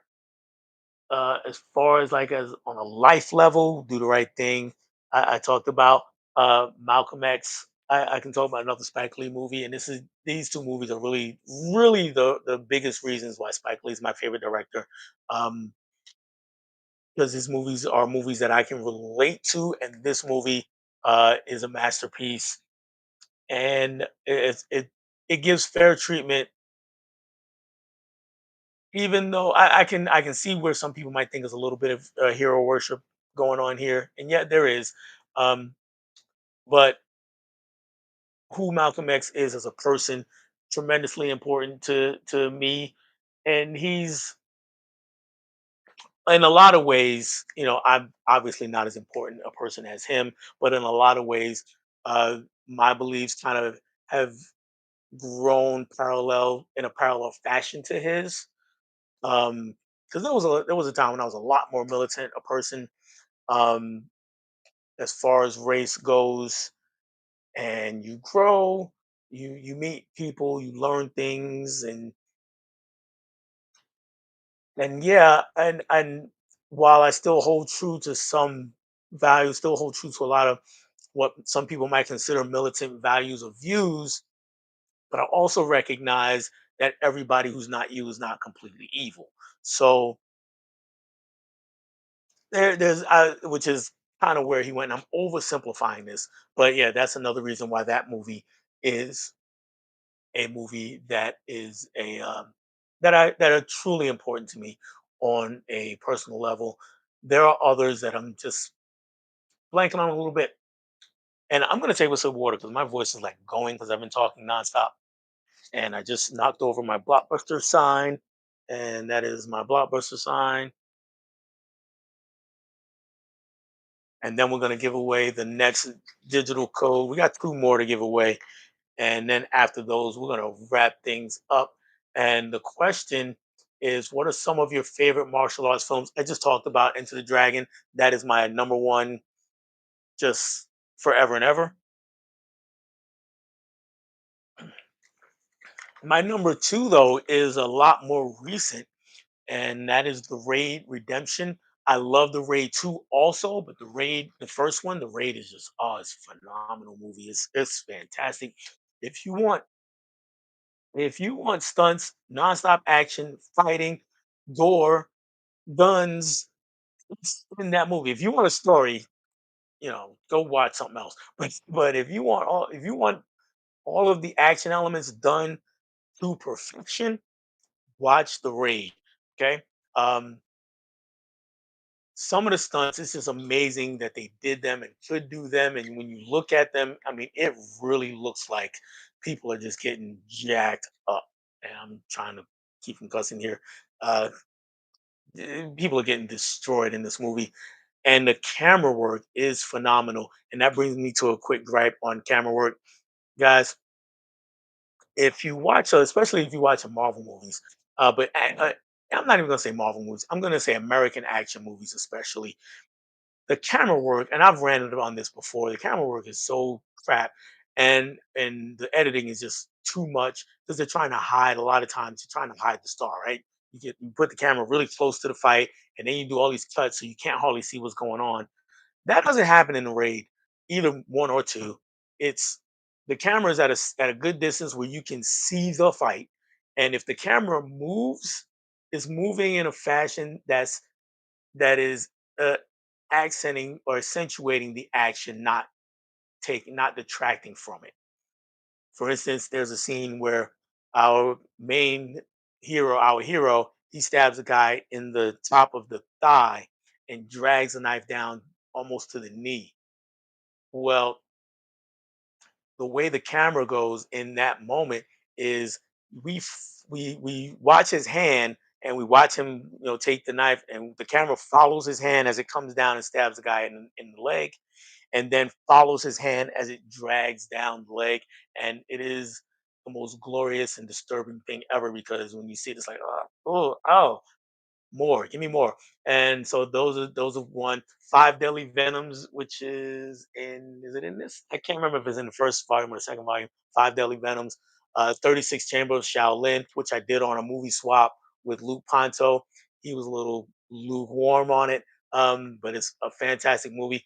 If you do watch that one, the 36 Chamber of Shaolin, tell me how or if you've seen it. I always compare it to Batman Begins story wise.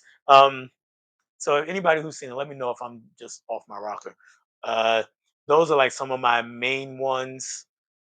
Back in the day, I did like the first few Steven Seagal movies, even though now he's crap and he's a crap human being, but that's a whole nother issue. But I did like Hard to Kill, Marked for Death, Above the Law. I like those 3 word. movies, 3 word titles. Um, of course, all the Bruce Lee movies, as we talked about. Here's the Raid collection. I should have brought up the shelf. Here's the Raid 1 and 2. I know there's 4K out there of it. I just don't have it. And Jackie Chan, so many of his movies I could name.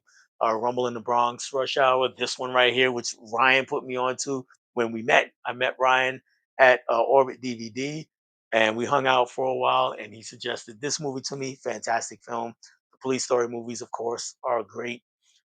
So yeah, those are some of my favorites. And I'm looking at. I've been on here for an hour and a half after saying it was an hour and 40 minutes or so. And because I'm long-winded, I just realized that is the case always. Um, yeah, right. Guardians of Metropolis. That's what it felt like a lot of times. That was like I said, big right for me. Rabbit Ears blog. Hey, she is a person who also has a YouTube channel, and she's a very fun person. Go check her channel out. I'm not sure if she's still blogging. She used to blog. I used to be a blogger. Used to be a movie blogger, and we followed each other there. And we, it's weird for me, at least on my end, because we've known of each other probably about a decade now. It's been a long time, but we really haven't crossed paths that much. So I'm very happy to have her just pop in and say, "Hey, thank you very much." Trini, Johnny Kino is a great place for. I was saying Johnny Kino is a great place for westerns, plenty to choose from. Kino is a great place for just about everything. It's playing out like the Justice League cartoon of the '70s. Yeah, yeah, I can see that for Superman. Uh, Prince loves the martial arts question from Steve. Johnny says, I'm going to have to get into Kino more. There's a lot there. They got a great selection of all types of movies, to be honest with you. They just do. Always fishing for suggestions, Prince. Yes, absolutely. Uh, Trini Once Upon a Time in China. I didn't even mention Jet Li. He's got some classics. And this series is some of those classics. Uh, Fearless, another big one for me, for him. Lethal Weapon 4, underrated, and he is phenomenal in Lethal Weapon 4. Yeah, martial arts is great. I'm still pumped you recommended the raid to me. So dang good. That's right. Huck, we did the raid on Movie Swap when Huck was on it. I gotta get Huck back on it because Huck is just so fun to talk to. Um, so you just moved it up my list. All right. And Huck says, try Morantow. It's with Eco Uwais too. I haven't watched it, I don't think. I have it myself, but I have not watched it. So I need to watch that. Um, at least I don't think I watched it. If I did, it was one of those late night things where I was kind of half asleep. So I need to watch it again. Trinity says, "Yep, Grandpa got me into westerns, and my uncle for westerns. Yeah, my grandfather had them on all the time. Uh, it was interesting. My grandparents' house. He was watching westerns, and my grandmother was watching baseball. She was a sports fan, and he was not. So, and in the '70s and '80s, that was just completely backwards thinking for most of us. Now, we see that all the time, but back then it was like that's weird. Yeah, she was always watching baseball and he was watching westerns. 300 or Gladiator for Sword and Sandal movies. All right, Ryan, I see you. Gladiator's phenomenal. As far as 300, just in a different way. I remember going to see that, and I remember going to see that in theaters. Actually, one of the first movies I probably went to see by myself because I just had time off or something and had a good time watching it. Martial arts, sorry. Favorite Sword and Sandals movie is also Gladiator for Anthony. So I expected to see a lot of that. Uh, since that was the Oscars when Denzel said that when Connery won for The Untouchables. Thank you, thank you. I couldn't remember what what that interview was about for Denzel. Um, he stole the dinner tray. Yeah, that's what it was. Thank you guys. So you know me. You know what's up. You know what I'm talking about. And Connery was legendary in The Untouchables. He was. He absolutely was. I use Denzel's line every time I go to Barnes and Noble and they don't have a title on. I'm leaving with something. All right, I love it. And Hook, no way in hell was Connery going home empty-handed. That's right. All right, and we're gonna pause it there. We're gonna give another digital title away.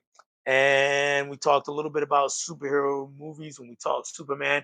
This is not Superman, obviously, but this is a uh, superhero movie, a recent one. Some mixed reviews. I like it, didn't love it, but I want to see you guys see if you haven't seen it, give it a chance, give it a shot. And that is Captain America: Brave New World. So I think it got a lot of unnecessary hate, is what happened to it. Am I saying is this is the best Marvel movie out there? No, it's not. But it's solid, middle of the pack, maybe low middle of the pack, even. I'll give you that. Is it the worst movie in the MCU? No, it is not. Not when Quantum Mania exists. Not when Thor: The Dark World exists. Not when Thor: Love and Thunder exists. So it's not the worst. Okay. Um, I thought it was pretty solid. Not great. I wish it was more about Captain America and not about Red Hulk.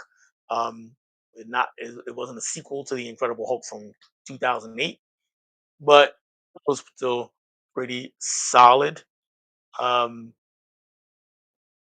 Looking back here at, I was thinking about some personal movies or movies that really resonate with me.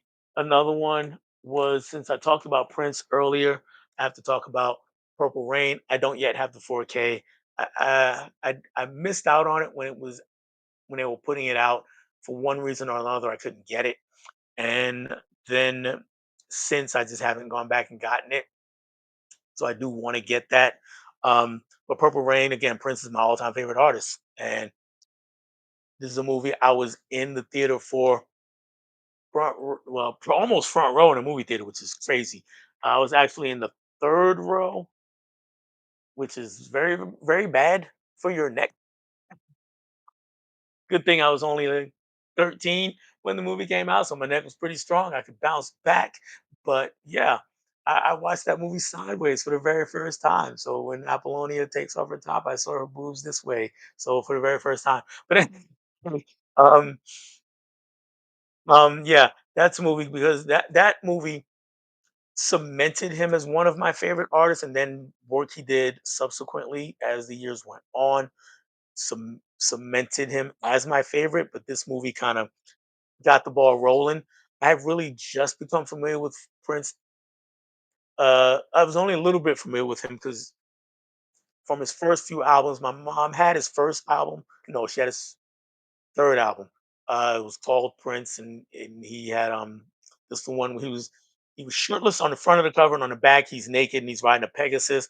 So the first time I looked at this album cover, I was like, "That's strange," and put on the song. And the first song is I Want to Be Your Lover, and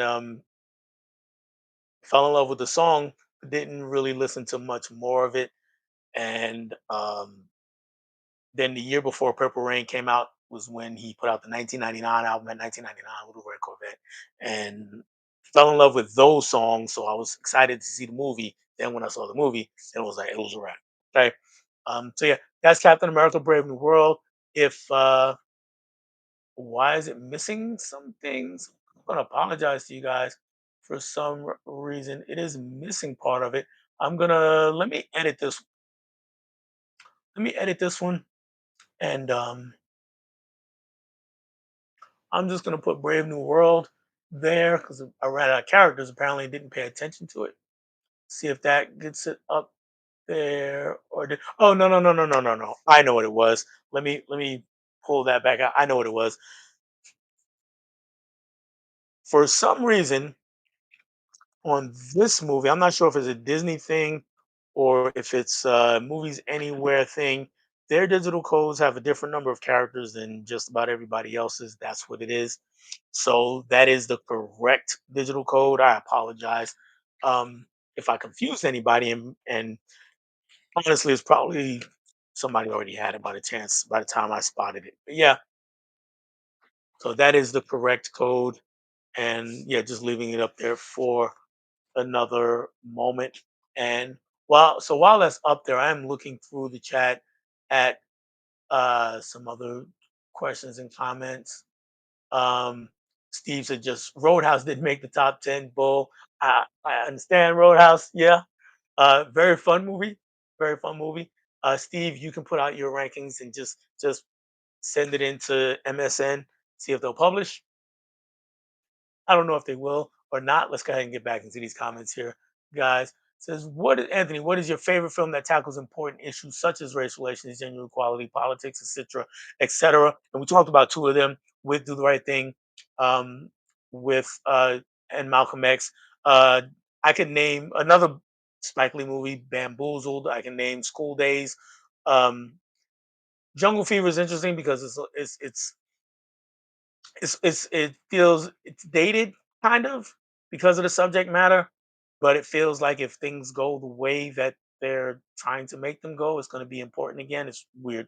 Um, so I could name those, but to move away from Spike Lee, Robert Townsend had a really important movie for me called Hollywood Shuffle, another Criterion movie, and that one's not displayed. It's in here somewhere.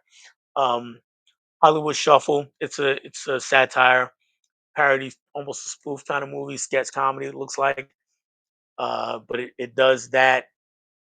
Blind Spotting from a few years ago also did that. Believe it or not, that year that Blind Spotting came out, there were a lot of movies that dealt with race, including even just Black Panther. Um, that were very good. Green Book came out that year, but was not one of the good ones. It was horrible, and yeah, I'm not going to get into that. Anyway, those movies work. I talked about Pariah a little bit.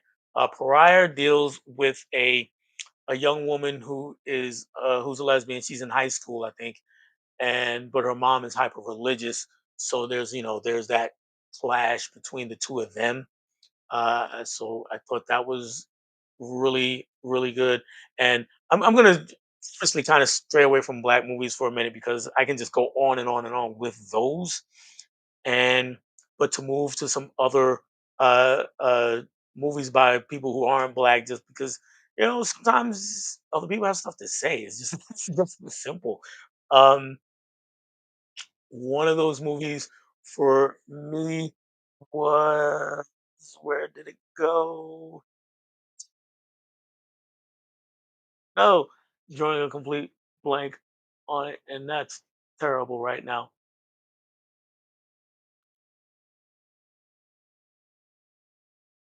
Sorry for the silence, but I was trying to think of the movie. But another one that's back there that's kind of irrelevant to today, even though it was about something that happened 50 years ago, and that was All the President's Men. That was an important movie. I really did appreciate that film. Um,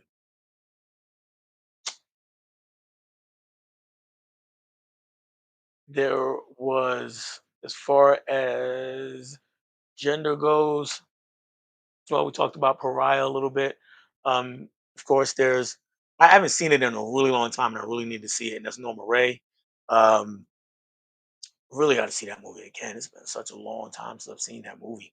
And let me put my letterbox for a second because it's one of those you put me on the spot things, and now I can't think of anything all of a sudden off the top of my head, which is terrible. Um, let's see here. Going to my list. I have a bunch of lists on my. If you're not following on Letterboxd, it's Dell Movies on Letterboxd. I have a bunch of lists, so you can check out different lists. One of them is just my movie collection, so you can actually see what's in my collection. Um, then I got a bunch of things that I've ranked, and some of these are. I need to unlock some of these because I'm going to change them. All right, here we go. there is a movie. You know what? This movie's not even on the list I'm looking at. There is a movie, Spanish language movie from a few years ago called Mustang. I can't think of the director's name. I'm going to look it up really quick. Mustang. It's five girls growing up together. I think they're all sisters, if I'm not mistaken. Um, and they're it's you know what? I'm gonna go find to explain it to explain it to you. I'm gonna look up my actual review from way back when. All right. So when I pull that up, I will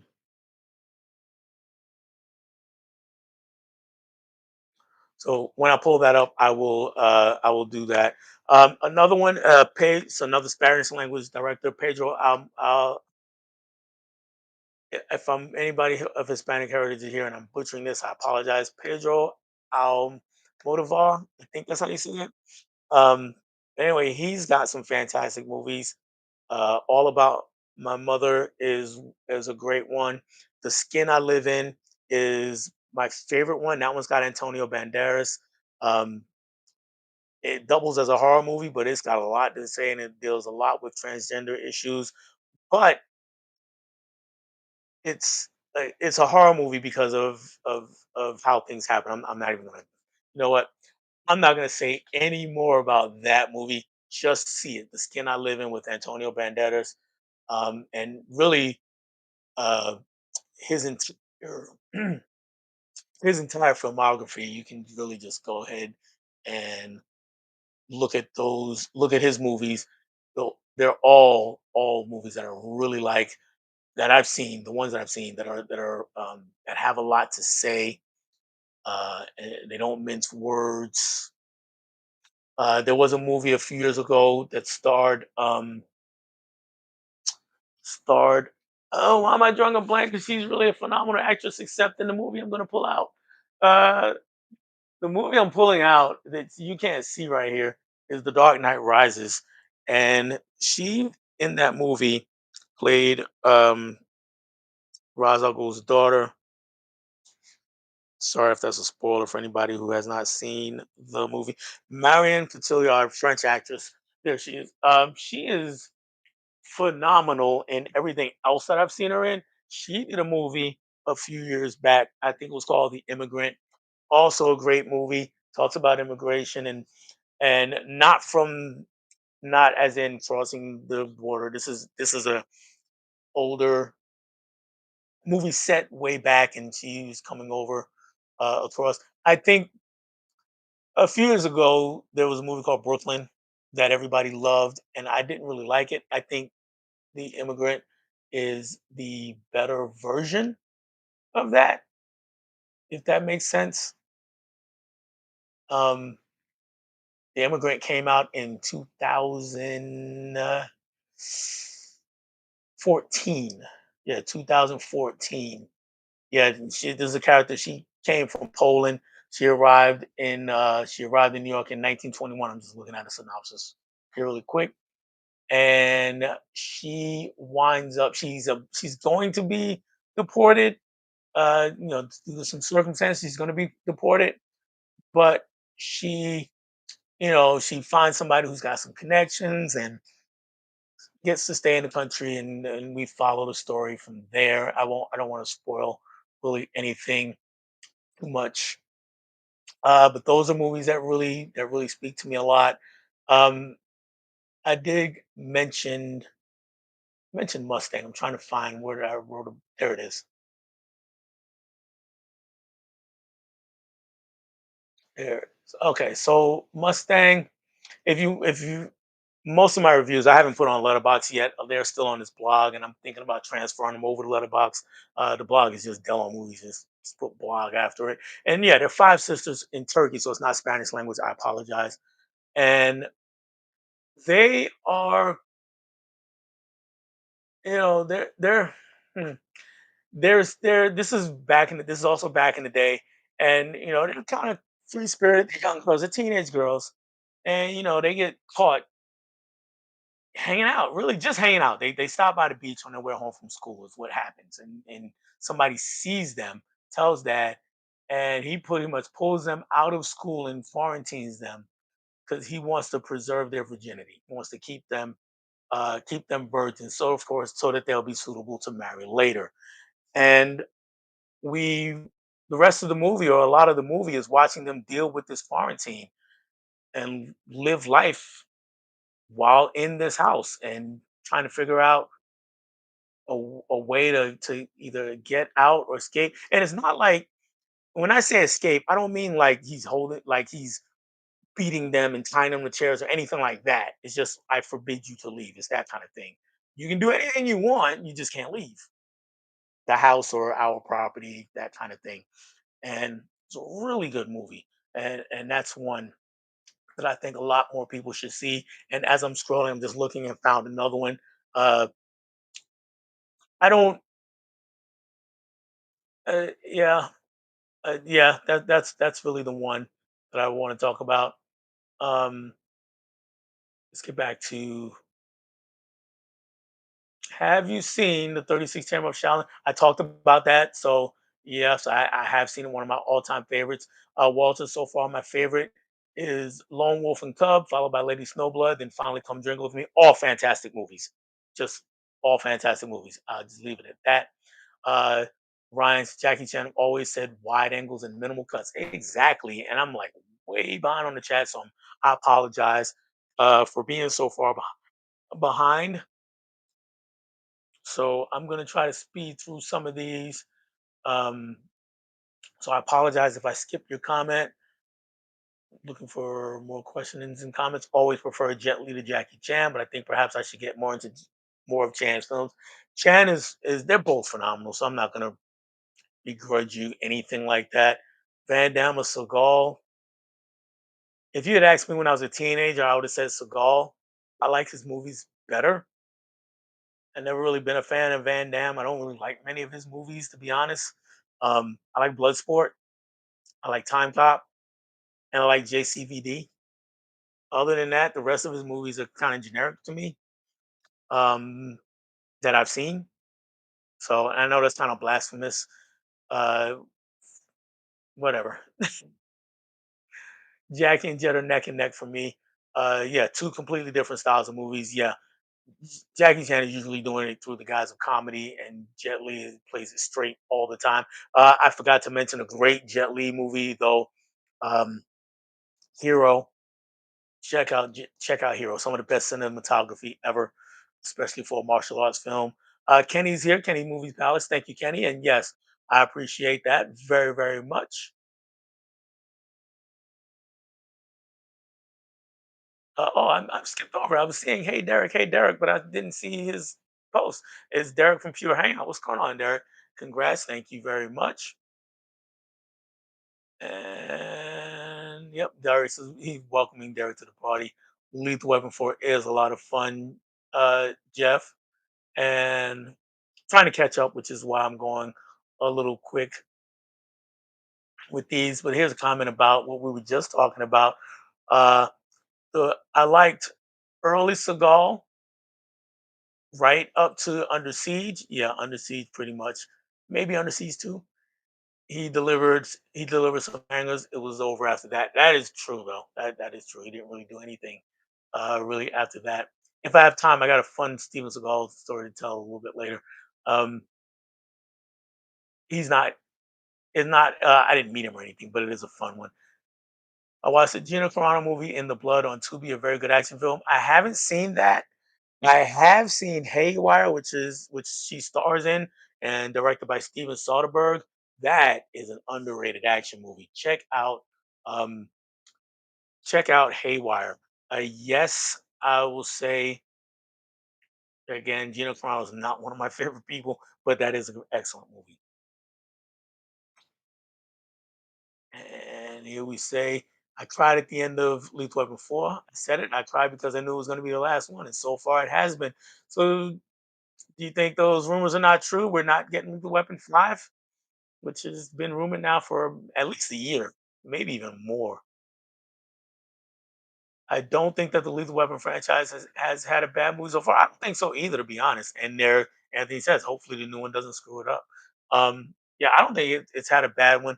I would say the weakest for me was three.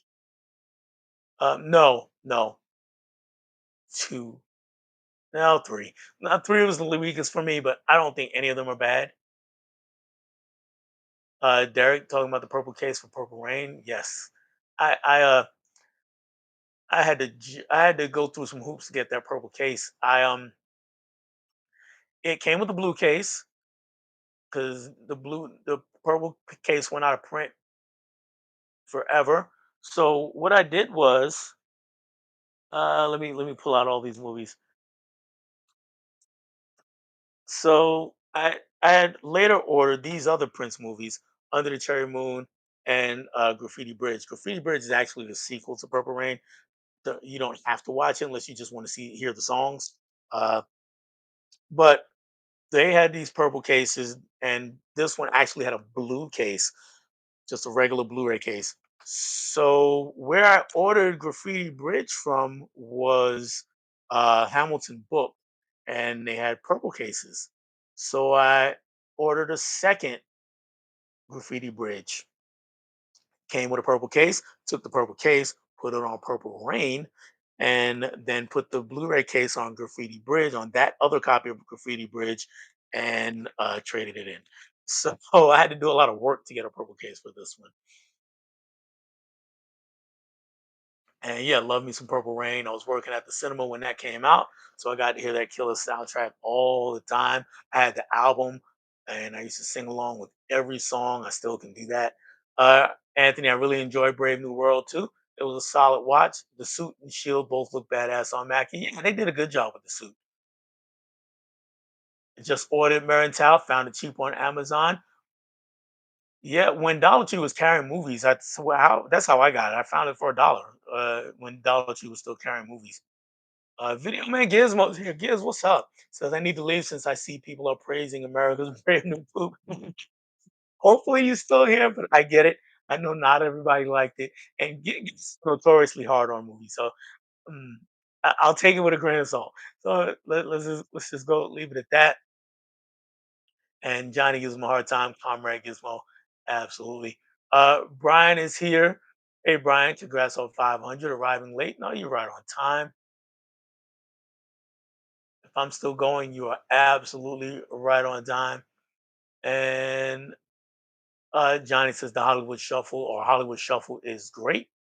Anthony has been asking some great questions. I hope I've answered them at least somewhat satisfactorily, Anthony. And he was getting back to Gizmo about Brave New World. He says, all good. We all have our opinions. Brian, I loved Hollywood Shuffle too. Robert Townsend is very funny. Yes, he's very good. He's also did the Five Heartbeats, which I introduced to Tim. It used to be Tim Talks Talkies. I think it's just Tim Vince now. Um, but I introduced that to Tim on a movie swap, one of the earliest ones, and he really enjoyed it. So I was glad of that. Hollywood Shuffle is so damn funny. Winky Dinky Dog. That's right. Say it with me. Winky Dinky Dog. I need to watch that again. It's been a while. Have you seen Mighty Peking Man on repeat now? I haven't seen it on repeat. I've seen it. I've seen it because of your suggestion, Giz. And it is a fun movie. It made Captain America: Brave New World feel like a cosplay film. I get it. It's a fun movie. I can't say that it's a good movie, but I will watch it again. It's very fun. And the Marvel and DC Marshlands is here. Congratulations on 500 subscribers. Thank you. I'm not familiar with you. I hope you are. I appreciate you being here. If you're not subbed, go ahead and sub up. Be 515, I guess, is what I had when at the start of the stream is what people were telling me. And is without opinions we all could live as the slaves of the red leader. We are men. We have come here to put out fire. Yeah, I love it. uh 3 days of the Condor is an underrated gem. I have 3 days of the Condor and I haven't seen it, Kenny. I gotta watch it. I have it and I haven't seen it. It's a shame. I've had it a couple of years now, actually. The Skin I Live In is an amazing yet disturbing film. Very powerful. Yes, it is, Walter. Totally agree there. Mike's Film Fix, what up? Congrats, thank you very much. Anthony's also seen that. Well, he hasn't seen it. That sounds really good. Thanks for the suggestions. Yes, that is one, especially for a horror channel. I would start there. The Skin I Live In is phenomenal movie. Definitely disturbing. You get to the end, you might figure it out before the end, but the ending still makes your jaw drop the because of what's next for the people involved. So, and that's pretty much all I'll say. That if you had a chance to check out the new Superman and Fantastic Four, we talked a lot about Superman. I have not had a chance to check out Fantastic Four yet. So hopefully this weekend. If not, definitely next weekend. Hopefully this weekend though. Lone Wolf and Cub is amazing. Yes, it is. I saw it for the first time maybe a year and a half, 2 years ago. Really good movie. Every film is almost perfect. Skin I Live In is great. Yes, another person who's seen it. Still here, just chilling with my dogs, not watching Brave New World. Because I saw an incredible good film 2 days ago, The Italian Connection. Fun, fun. I have heard about that one. I have not seen it, but I have heard that it was a very good movie. And Anthony, thank you, Anthony. I've loved all your answers. Thank you for putting so much thought into them. I try. I like to answer questions when I'm asked questions. It's you wouldn't believe how many people don't answer questions when they're asked. It's crazy. Last digital code of the night I'm going to give away, and then if there are any more comments, we'll get through that, and then I'm going to call it a night, guys, because we've been here going on 2 hours 15 minutes almost, and so this is the last one, and this one is Nosferatu. This is a movie I haven't even seen yet. This is the newer Nosferatu. Just came out last year. Um, Actually, I just picked this up, and I can't wait to see this one. Uh, I've seen the OG from 1922. I don't think I've seen the other one. I know there's another one that's out that a lot of people have high praises. I haven't seen that one, and I definitely haven't seen this one. So I'm going to be watching this one sometime soon. And let me find that code for you. Where is it? There it is. So there is Nosferatu 2024. From what I've heard, it looks fantastic. Is very atmospheric, and that is what Robert Eggers is known for. I love The Witch. Uh, I Northman I really loved. There's another movie of his I'm drawing a blank on, but I did like that one also. Um, so yeah, hopefully I'll see that one soon and report back to you guys. Um, yeah, yeah. He's so far. I don't think he's disappointed me yet. Um, the Witch is there's just so much there in the Witch. If you've the knock on the Witch really is that it's boring and it is dead slow. I'll admit that it creeps along, but there's so much there to grab onto at every station. So even though it may seem like it's just plodding along, things are happening and the story is shaping up. And then when we get to the end, it's really really strong movie. So if you've seen The Witch, I would say give it another look with that in mind. If you're up to it, of course. Um, if you haven't seen it, keep that in mind when you do, and I think I think you'll enjoy it if you keep that in, if you just pay attention to everything that's going on. So don't. It's not a movie where you sit back and wait for it to scare you. It's not that. You have to engage with the movie, and and I know it's a hard one to engage with because it's set in the is it the 50, 1700s, 1600s? I want to say the 1600s is basically before America was a country. um, and the characters are true to that language. They're true to speaking English the way it was spoken then, at least true to my as I know it. So it can be dense for some people, hard to get through, hard to penetrate. Um, but if you can, it's worth it. And that's just all I'll say on that one. Um, Nosferatu. Hope somebody got it. If you did, congratulations to you. And I only have a couple of comments here, and that's perfectly fine because I'm getting tired. And I thank everybody for being here. Let's take a look at these last couple of comments here. Giz asks, "Have I seen Shogun Assassin? Amazing recut of the Lone Wolf and Cub films." I've not seen that. I've heard about it, but I haven't seen it. Um, so that is something to look for. And Nosferatu was okay. Generic Harry Potter remake. Huh. Interesting. Okay. He says, watch the original. I've seen the original and Warner 79. That's 79. I couldn't remember what year it was. He says, watch those instead. I do want to see the 79 one. I've seen the OG one. It is fantastic. No doubt about it.